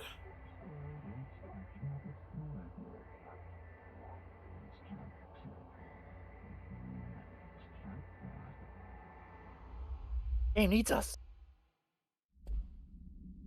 Notably, I believe they do also slip some board things in here that you don't encounter in the game.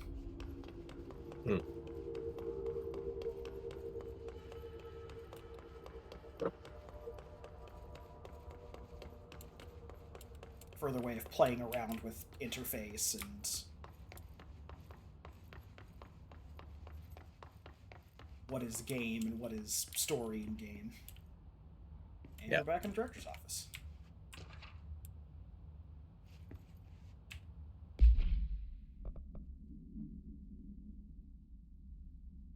Bureau funding. To all executive staff, I know there's some concern regarding our operations exceeding the annual budget. So long as we operate within the oldest house, we are obscured from scrutiny in many respects. If our budget demands are not exorbitant to the point of drawing attention, then they will be granted by the U.S. Treasury without question.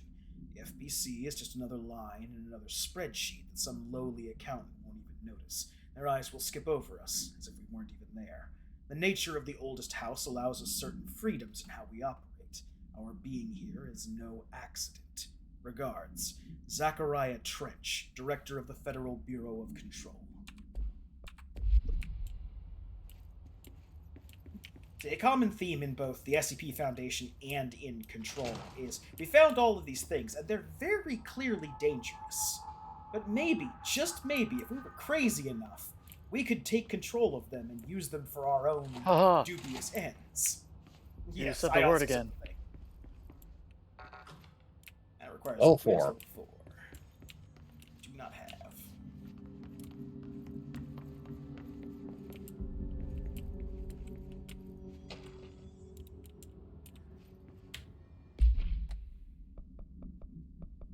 Technological restrictions. Yep, compiled by people. Compiled by Dr. Carla Vaughn and Dr. Hubert Tan, research specialists, by order of Dr. Casper Darling, head of research. Summary. The oldest house imposes certain limitations on our bureau, but by far the most restrictive is the inability to use certain technological instruments. The oldest house does not allow devices that receive or emit any redacted signal. Radio waves are the only transmittable signals in the oldest house, and even those are unreliable. If the power of collective unconsciousness is taken into account, it could be that certain pieces of technology are too new in the cultural redacted for the oldest house to redact them. Similarly, these items have been known to become receptacles for altered status. Technology may be moving at too fast a pace for the redacted to occur. Modern technology tends to disappear and break here, sometimes quite violently. Redacted agents have been injured by cell phones exploding in their pockets while entering the oldest house. Refer to file 4-19-1935 for the full report.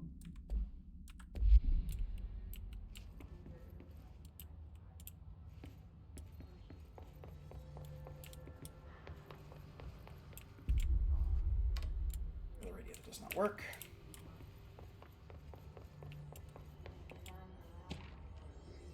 Shifted bathroom complaint. Listen, I know you can't control building shifts, but the executive level restroom has been missing for weeks now. I worked my ass off in the Islamabad station for 3 years. I've earned the right to a nice workplace shitter. If you can't bring it back, at least find out where it went. D. Rodriguez. That's pretty funny. Look, it could have been worse. That bathroom could have disappeared with you in it.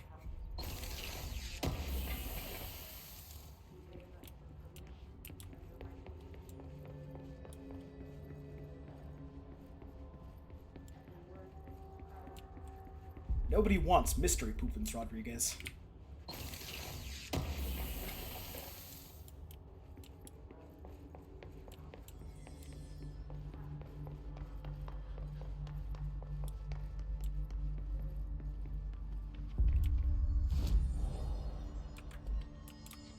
Outfits. Yes, at this control point, and only at this control point, can we change into outfits. We don't have any unlocked right now, but we will unlock other outfits as time goes by. Is one of them a maid outfit? No, one of them is not a maid outfit. Thus proven this game is not made in Japan.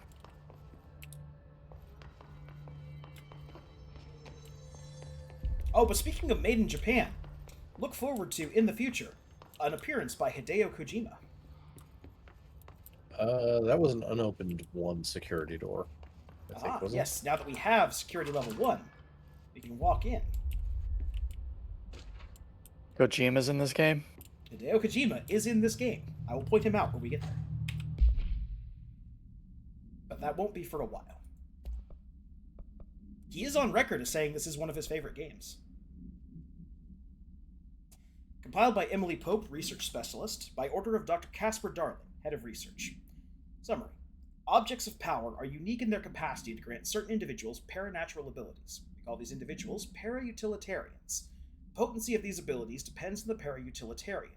Using the redacted object of power as an example, from some para-utilitarians can achieve a throw distance of redacted, while others are only capable of as little as redacted. See Dr. Darling presentation 11.15 for more information.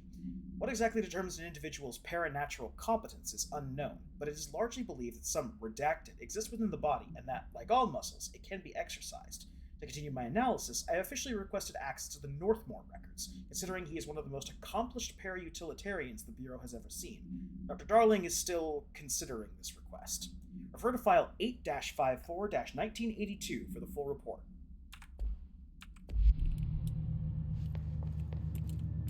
Because a turbo nerd like Casper Darling would choose a hard word to say like para-utilitarian.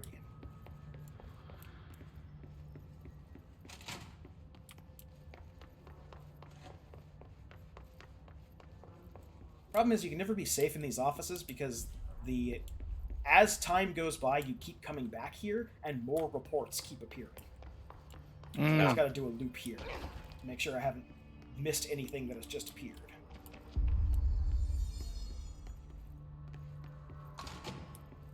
Jesse, did you get the hotline? I mean, how is it out there? The comms? The hiss? Sorry. You made it. I'm glad. I got the hotline. I can make out what Trench is saying now. Incredible. What did he say? He talked about his management team. People who knew the Bureau's secrets. Your boss, Darling. Tomasi, but he's gone. His gone. Salvador? He's the head of security. And Marshall? Helen Marshall is head of operations. She's tough, ex-CIA.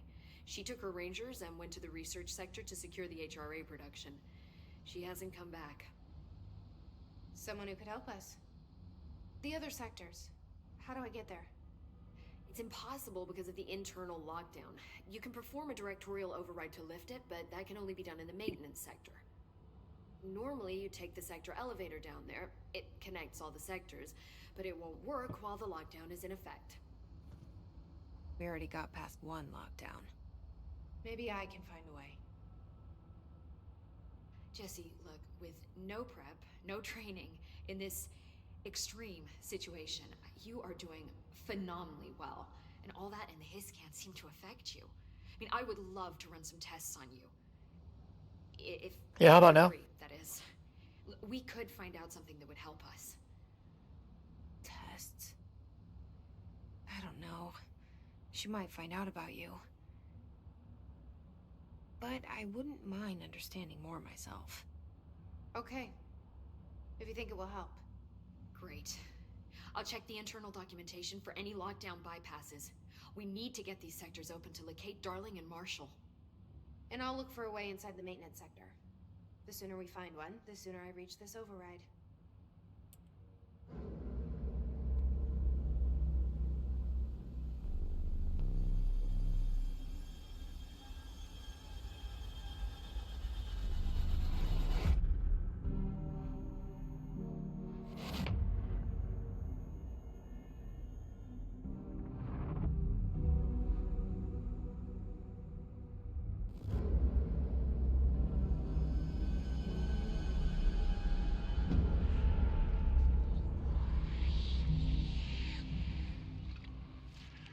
Look, there's a note right there.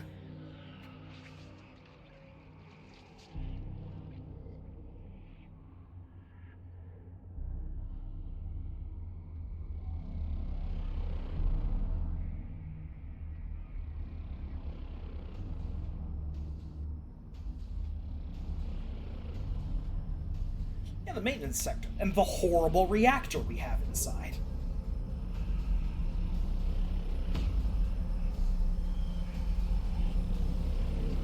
That seems excessive.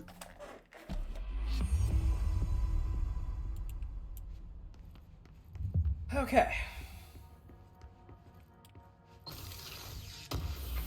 Stuff. Grab this. Next off.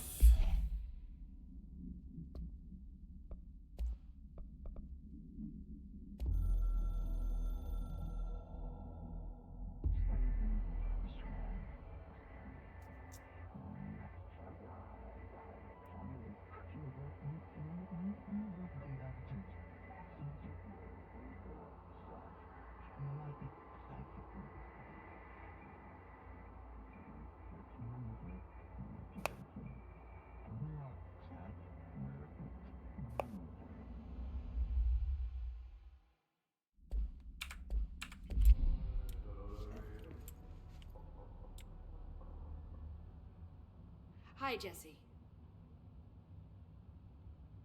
Okay, we have not unlocked the next Thanks, Emily.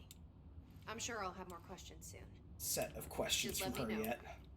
Periodically, we get more sets of questions we can ask her. Usually related to things that have happened in the story. This one. Yeah. Compiled by Emily Pope, research specialist, by order of director Jesse Faden. Initial encounters with the entity known as the Hiss have revealed various behavioral facts. Most notably, the Hiss is able to invade or corrupt control points, altered items, and even humans, radically changing their behavior. Curiously, any person wearing one of the wearable HRA devices that Dr. Darling has been distributing over the past weeks was not affected by this corruption. The only known exception to this fact is the new director, Jesse Faden, who possesses an inherent immunity to the Hiss. This could indicate that she has already been corrupted, but her behavior is so in contrast to that of the other Hiss that I have dismissed the theory.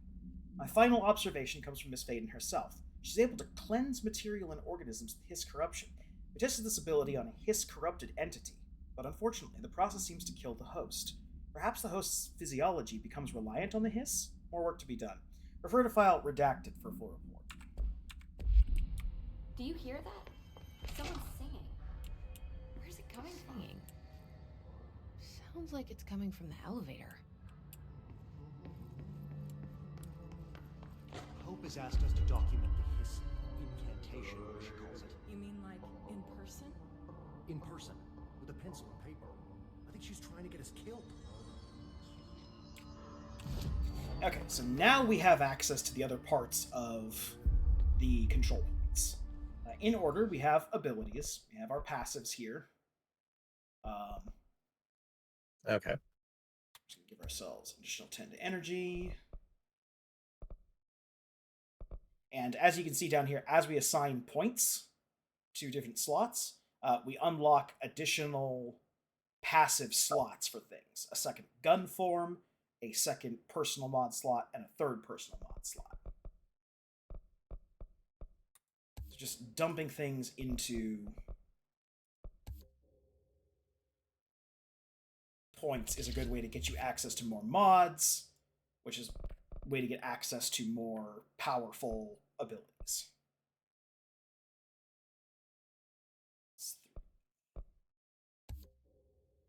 We're just going to pump launch damage from the outset. So astral concepts, or astral constructs, are where we get additional forms of the gun. For instance, now we can buy the Shatter. Constructs take materials and this currency up in the top here, there's 3 triangles. Yeah. And we can also come in here and buy random goodie bags of mods. These are very rarely ever worth it. I almost never touch this menu. Because we start fighting enemies in such high quantities, and they start dropping stuff in such high quality, it's usually never worth it to touch the mods thing, even though you have the ability to upgrade the quality of mods you get out of this. And then finally, we have board countermeasures.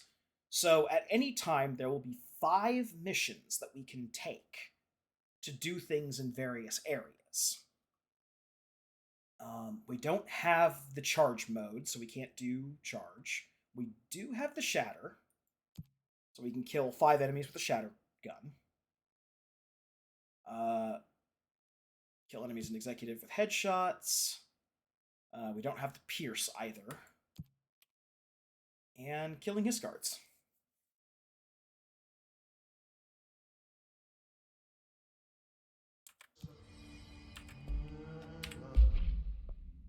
Now if we go in here, Shatter.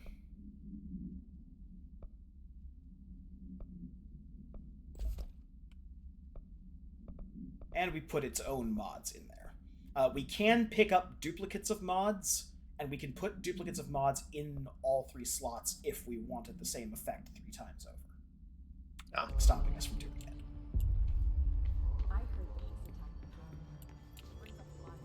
And Ahti's calling card.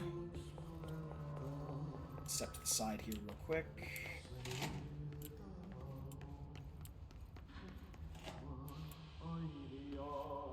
We'll get back to you later. I have issues with the jukebox. Now, because all of our objectives are in Executive, we're going to come back out here and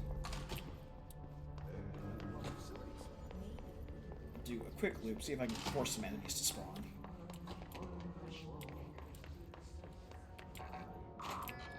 And we're able to get in here now.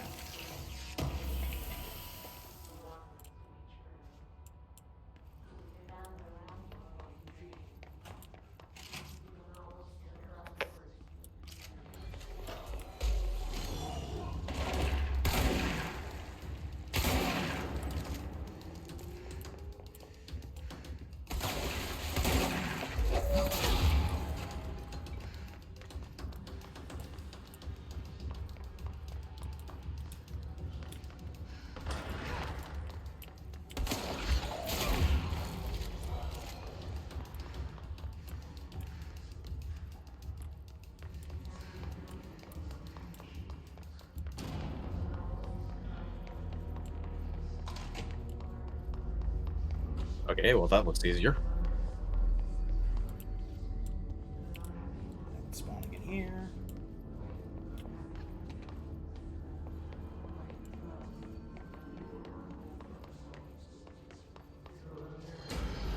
Yes, they are.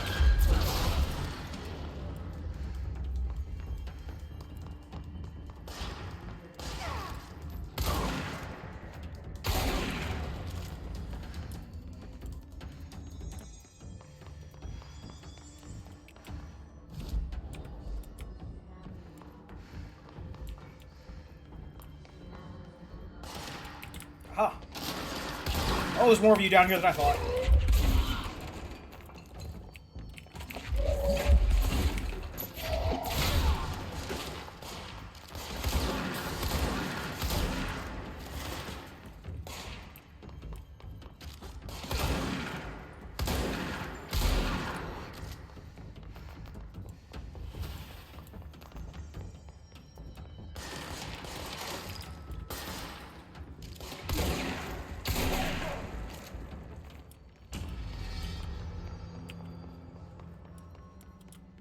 Okay. Here.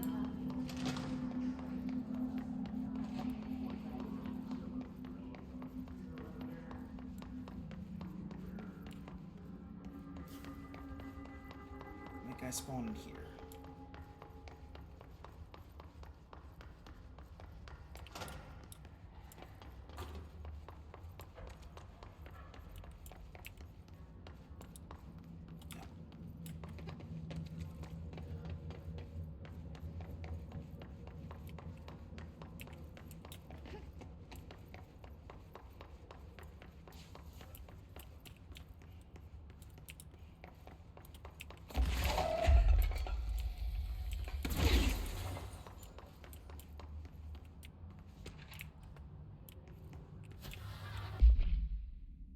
Mossy, the low AWE outcome.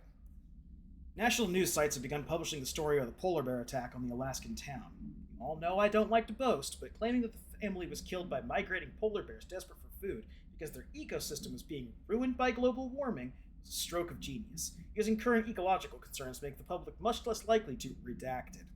So another AWE behind us, and the public is none the wiser. Well done, everyone. It's a strong campaign and perfectly executed. Doesn't mean we can stop monitoring redacted, redacted, and redacted for any off-message opinions, but it's looking like we're in the clear. Tomasi out.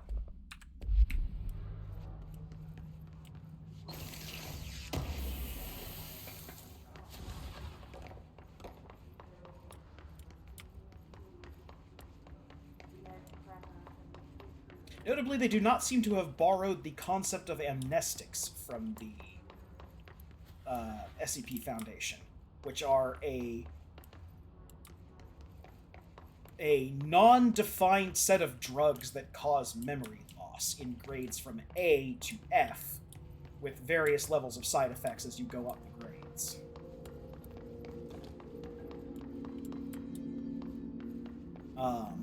Here it just seems like they're using good old-fashioned propaganda and manipulation of social media. I mean, far more dangerous in my opinion.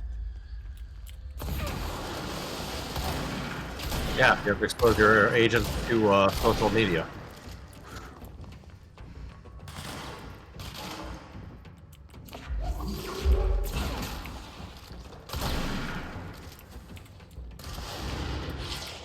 Oh god.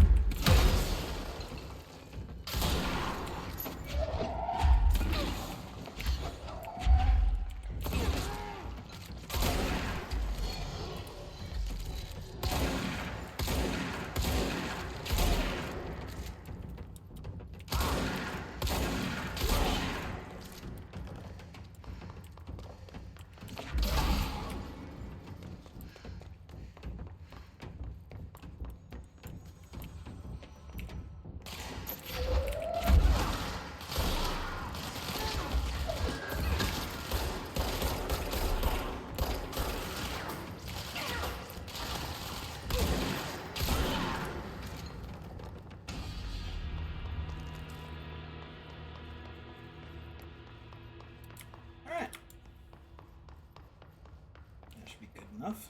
Luckily, the control points also allow us to act as fast travel, so we can just go straight from back here to the executive set. Nice.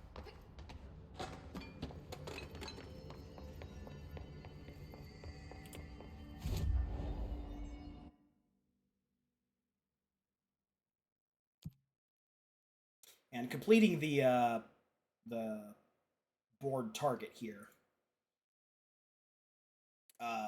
just gives you a random mod, usually, although it will sometimes give you materials instead. Just going to abandon these two executive area ones because we are heading to a whole nother area.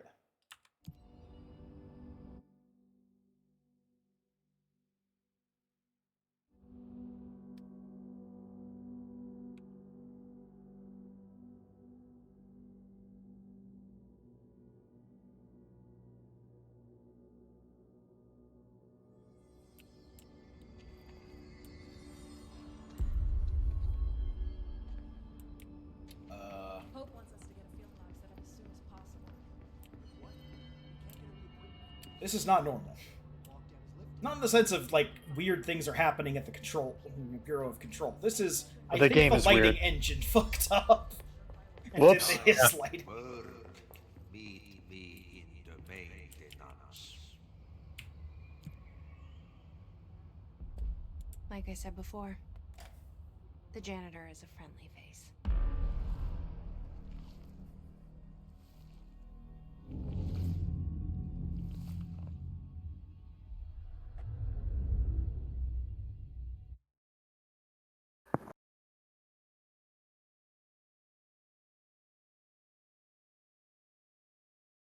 The maintenance sector is the janitor domain. If I can find Ahti here, he can help me reach the override. Maybe it was you who got me into the oldest house with the lockdown on. Maybe it was Ahti. It felt like he made the elevator appear that took me to Trench's office. Is Ahti guiding me too? Oh. Clearance level 2. Yep. Don't need clearance level 2.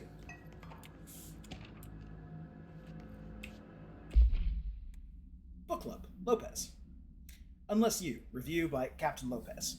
These days, most young adult novels intertwine the coming-of-age story with either a contrived dystopian setting or a tragic romance. Unless You managed to do both. In the story, the protagonist and her love interest search for a cure to the virus called the Fix, which is simultaneously killing her and spreading across the whole world. To find the cure, they go on expeditions into dangerous, uncharted territories. The people all live in walled cities now because of dystopian future. And along all the way, they just have to fall in love. I like how we never got to know if the Fix was ever actually fixed. The ending was bold, especially for YA. The main character succumbs to the Fix when she's so close to the cure and commands her love interest to go on and save the world. She knows this is the end for her, but that the job can still get done. She dies out in the unknown, alone and surrounded by danger, but never loses sight of the goal. That's a good soldier's death. I give the book 3 out of 5. I feel that most of the teenage angst is a little lost on me, but I recommend it to my brother's kids.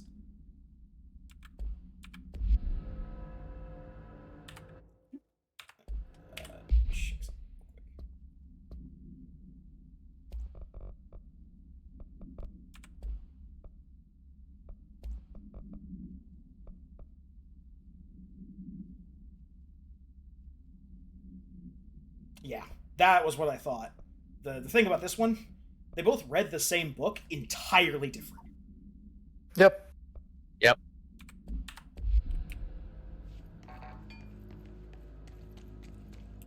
So this is also another note that they try and teach you here, is yes, there are doors that are secured by security clearance, but destructible terrain is the thing. You're not always stopped by the clearance door. The directorial override is right there, in the control room. How do we get there? Hey, buddy.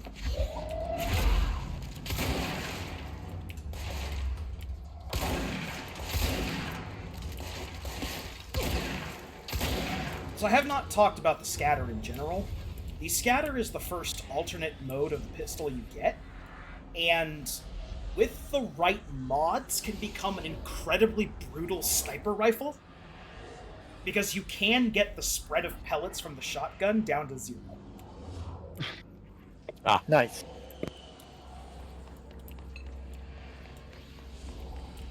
Still think you're alive.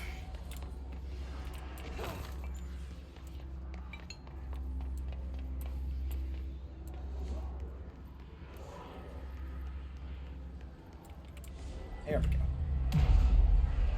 Do a little circle to get it to give me the prompt.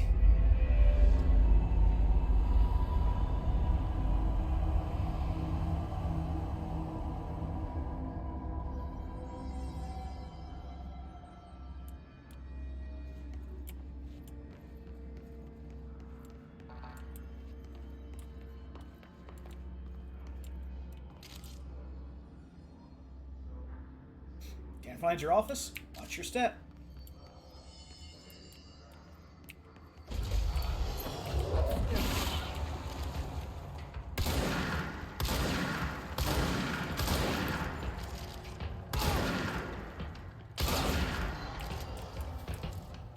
An important note, ammo is shared between the forms. That makes sense.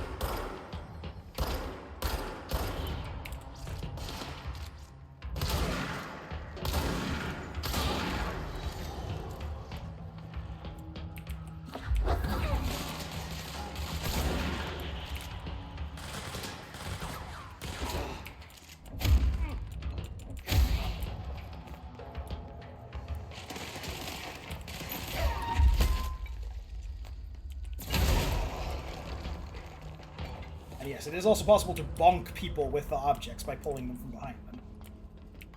Get a free extra hit in with your telekinesis.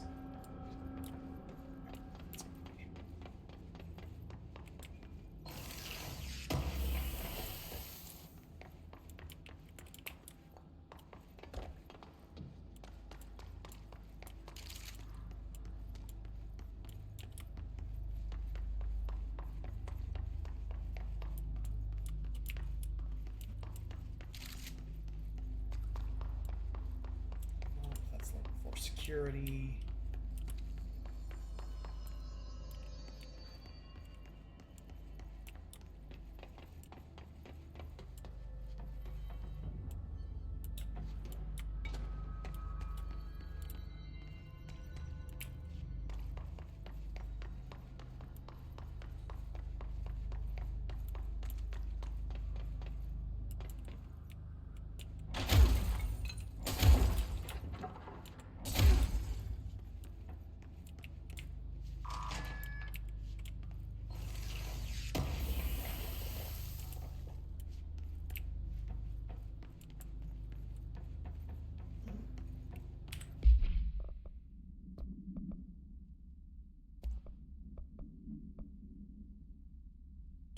So here's the first of the equipment things that we can get that are exclusive to certain ones. This one can only go in grip, pierce, and spin, but gives us energy gained from headshots.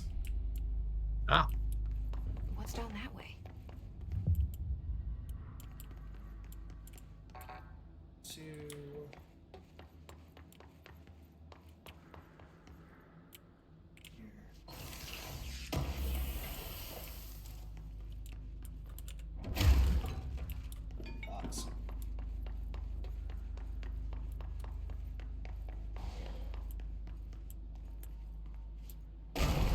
Oh god!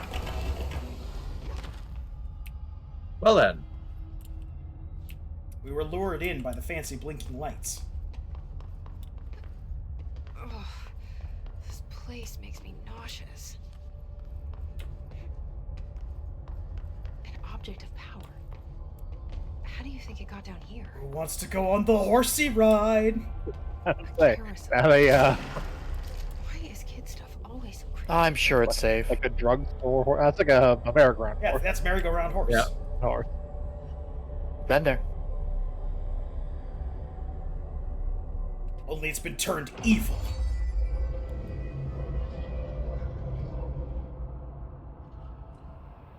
Okay. Control to evade. The horse. Choo-choo. Yeah, so now we have a dodge dash that we can use. Got squished. I did in fact get squished.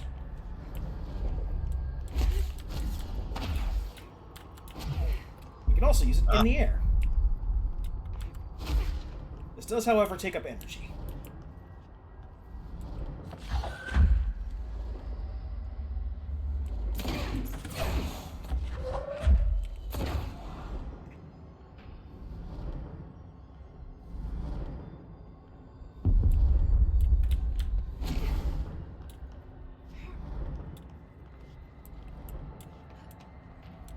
Gold enemies are immune to Jesse's attacks.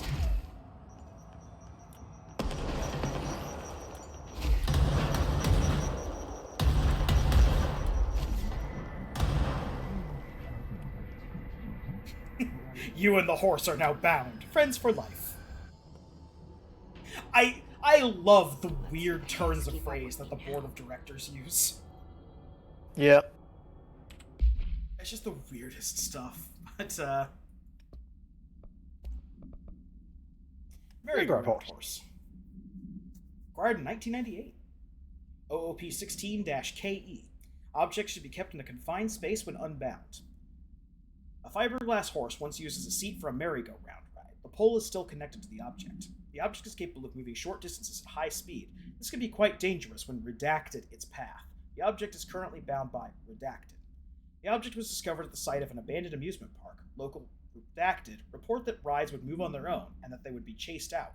When these rumors reached the Bureau, see America Overnight, episode 235, agents were dispatched to investigate. 3 local Redacted were found dead at the scene. The object attacked Agent Redacted by Redacted. Agents invoked Formula C5 to redacted the object long enough to redact it.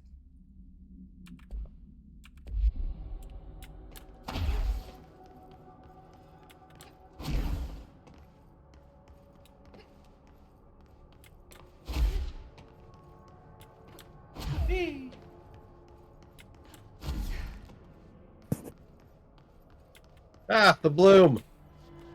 The bloom is all Yeah. powerful. Run into the light. No, don't run into the light. Okay, and now we are back. And we're in the kitchen. Let's make a sandwich.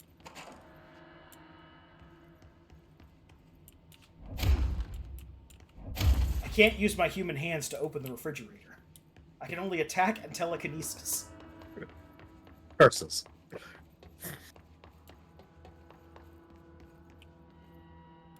Everybody knows it's Adi.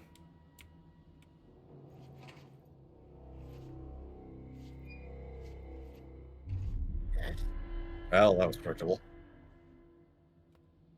Well done. You got the job. It's place for congratulations.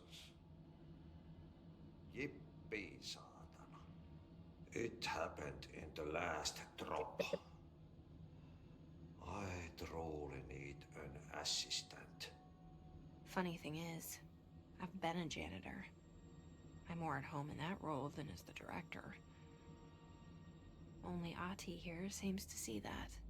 Yeah, hi, Ati. Look, we need to get the lockdown lifted, otherwise I can't get to the other sectors. Can you help me get to the override? Yes, yes. Easy peasy. It's just around the corner. But first, we need to get you working. Very small, couple of hours job. Something tells me it's gonna be more than that. Yeah. You think there's a dog buried in this? I can tell you are not yesterday's Krause's son. That's why you'll make a great assistant. Very well. I'll hit the facts on the table. I'm gonna sanoa perkele suoraan, that this house has a vermin problem. A bad one. They've already messed up the cooling pumps. And the power generators of a power plant, perkele. And the pensioner inside is starting to feel the band around his head tighten. The situation needs to be fixed before the plant blows up. And we all disappear like a fart in Sahara. Trying my best to keep up with this. Fix the coolant pumps and the power generators, otherwise the power plant will blow. But don't you worry. I've left you clear instructions. You'll catch the end of the thread before I go to my vacation. The work's on the task board here. You can do later, when you have time. Vacation? Right. Yes, no one's gonna cancel my holiday or seat's gonna rattle. But don't worry at all. You'll take care of it, and soon this crisis gonna be last winter's snow. You better go now, so you don't have to run with your head as your third leg. The door in the back leads to the plant. The door in the back. That's great. Thank you, Ati.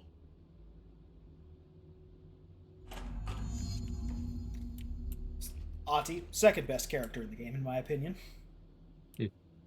So periodically, work will appear here on the janitor work board.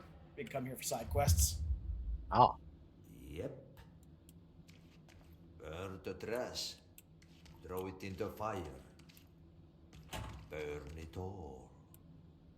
Burn it into a reindeer, not into a moose. You okay, buddy? Take minor note of that picture. It will appear again later in another game.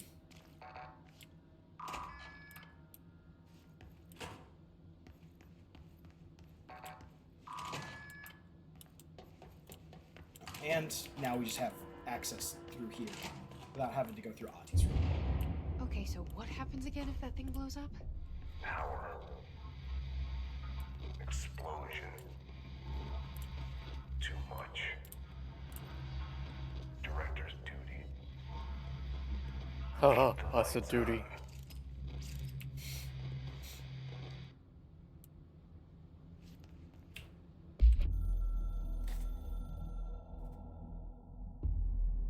Northmoor was director before me. I never wanted his job. I never wanted power. I purposefully avoided it, didn't trust it, didn't want to rely on it. Northmoor was all about power. A man like an explosion, hungry for authority, for order, for more, until it was too much. I had to find a solution in the end. Contain the situation. Northmoor never liked me, but he went along with it, to his credit. He didn't really have a choice.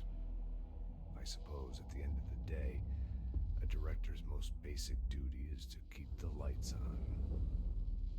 Here's to you, Northmoor. There were no prime candidates waiting in the wings, but I was there. Had been the whole time, keeping my head down, working my ass off. I had nothing to lose. I picked up the gun almost on a dare.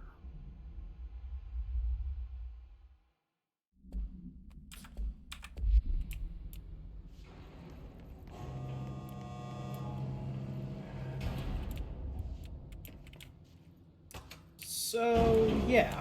We've heard Northmoor's name once before as the former director. Specifically that Northmoor was one of, if not the people most bound to the most number of objects of power. Ah. And from there, through some unknown means, he has now become the Reactor. When Ahti was mentioning the guy inside of the reactor, he's being literal. Well, okay then. Northmoor is inside of there, powering the entire facility, and if they don't regulate that power, it will explode.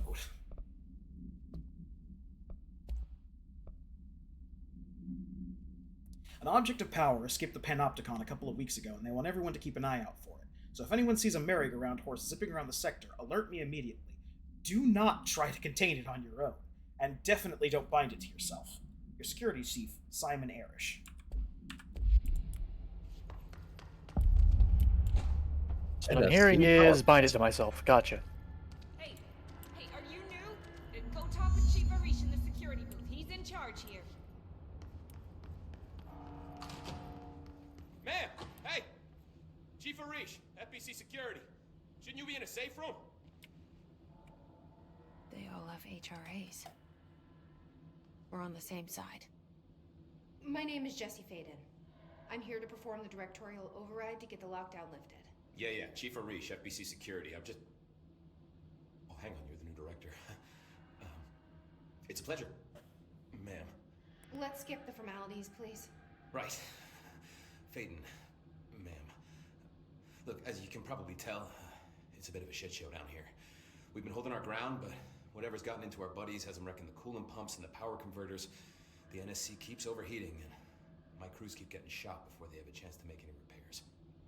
NSC? Oh, sorry. Bureau jargon. It's what we call the power plant. You know, the big rumbling metal thing? Salvador, head of security, asked me to protect it in case of an attack. See, what's inside is dangerous. Dr. Darling seemed to know it would be a target. Darling? He's here? No, he came down a few days ago, before everything went to hell. He was out of it. Smelled like a bar mat. He was ranting about vulnerabilities and how he only had one large-scale HRA, but that he needed it somewhere else. Still, at least he gave us these personal HRAs before he left. Hey, did I mention that he was tearing his clothes off? Crazy dude. Darling knew the hiss was coming. Listen, I love playing 20 questions as much as the next guy, but we have got to get the water and electrical systems repaired before this baby blows. I'll have my guys unlock the doors out of here for you. I'll take care of it. You stay and keep the hiss away from the plant if you can. The hiss? That's what we're calling him? That's catchy. Listen, the radios aren't working, so if you find my boss Salvador out there, could you please ask him what the plan is? I'm sure he will have one by now. I'll keep an eye out for him. Right, understood. Kill Salvatore. Yep. Try to stay alive. Two things. Blockages in pipe C through F. Is the clock back? Now? Oh man, Adi is gonna be so pissed.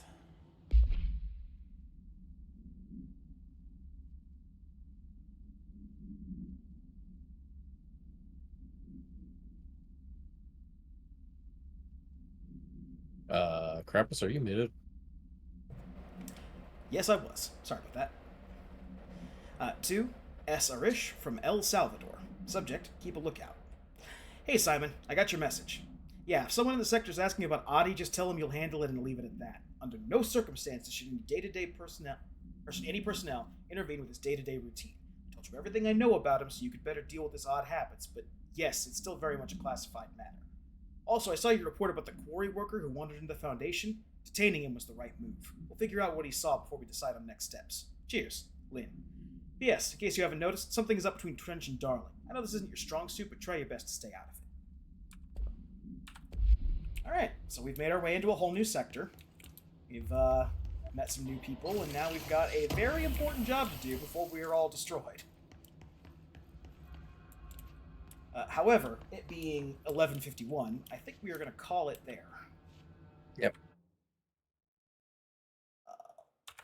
Actually, can we call it? What's your read on these? Where is the site? Look alive. Director on deck. Up here. Yep. Ah. Yeah, sorry. Unlike most other games where we can just, like, quit and... Yep, you have to get to your save point. Yeah. Okay, so now that we've hit that. Thank you all for joining us on our Sound Goblin Thursday night. We're wading deep into the world of Control, and it's going to be a while before we extricate ourselves. Join us on Sunday when we'll be continuing through our playthrough of SD Gundam G-Generation Overworld. And join us on Monday when we'll be continuing our playthrough of Digimon Story Cyber Sleuth and continuing to try and save the digital world from the magical space butthole that opened up and dropped Digimon all over. Until then, Until then, I've been your host, the Krampus. I've been Shiv. I've been Hunter Grain. And I'm Vincent. All right, have a good one, everyone. And remember, watch out for the mold. It's your job to keep it from spreading.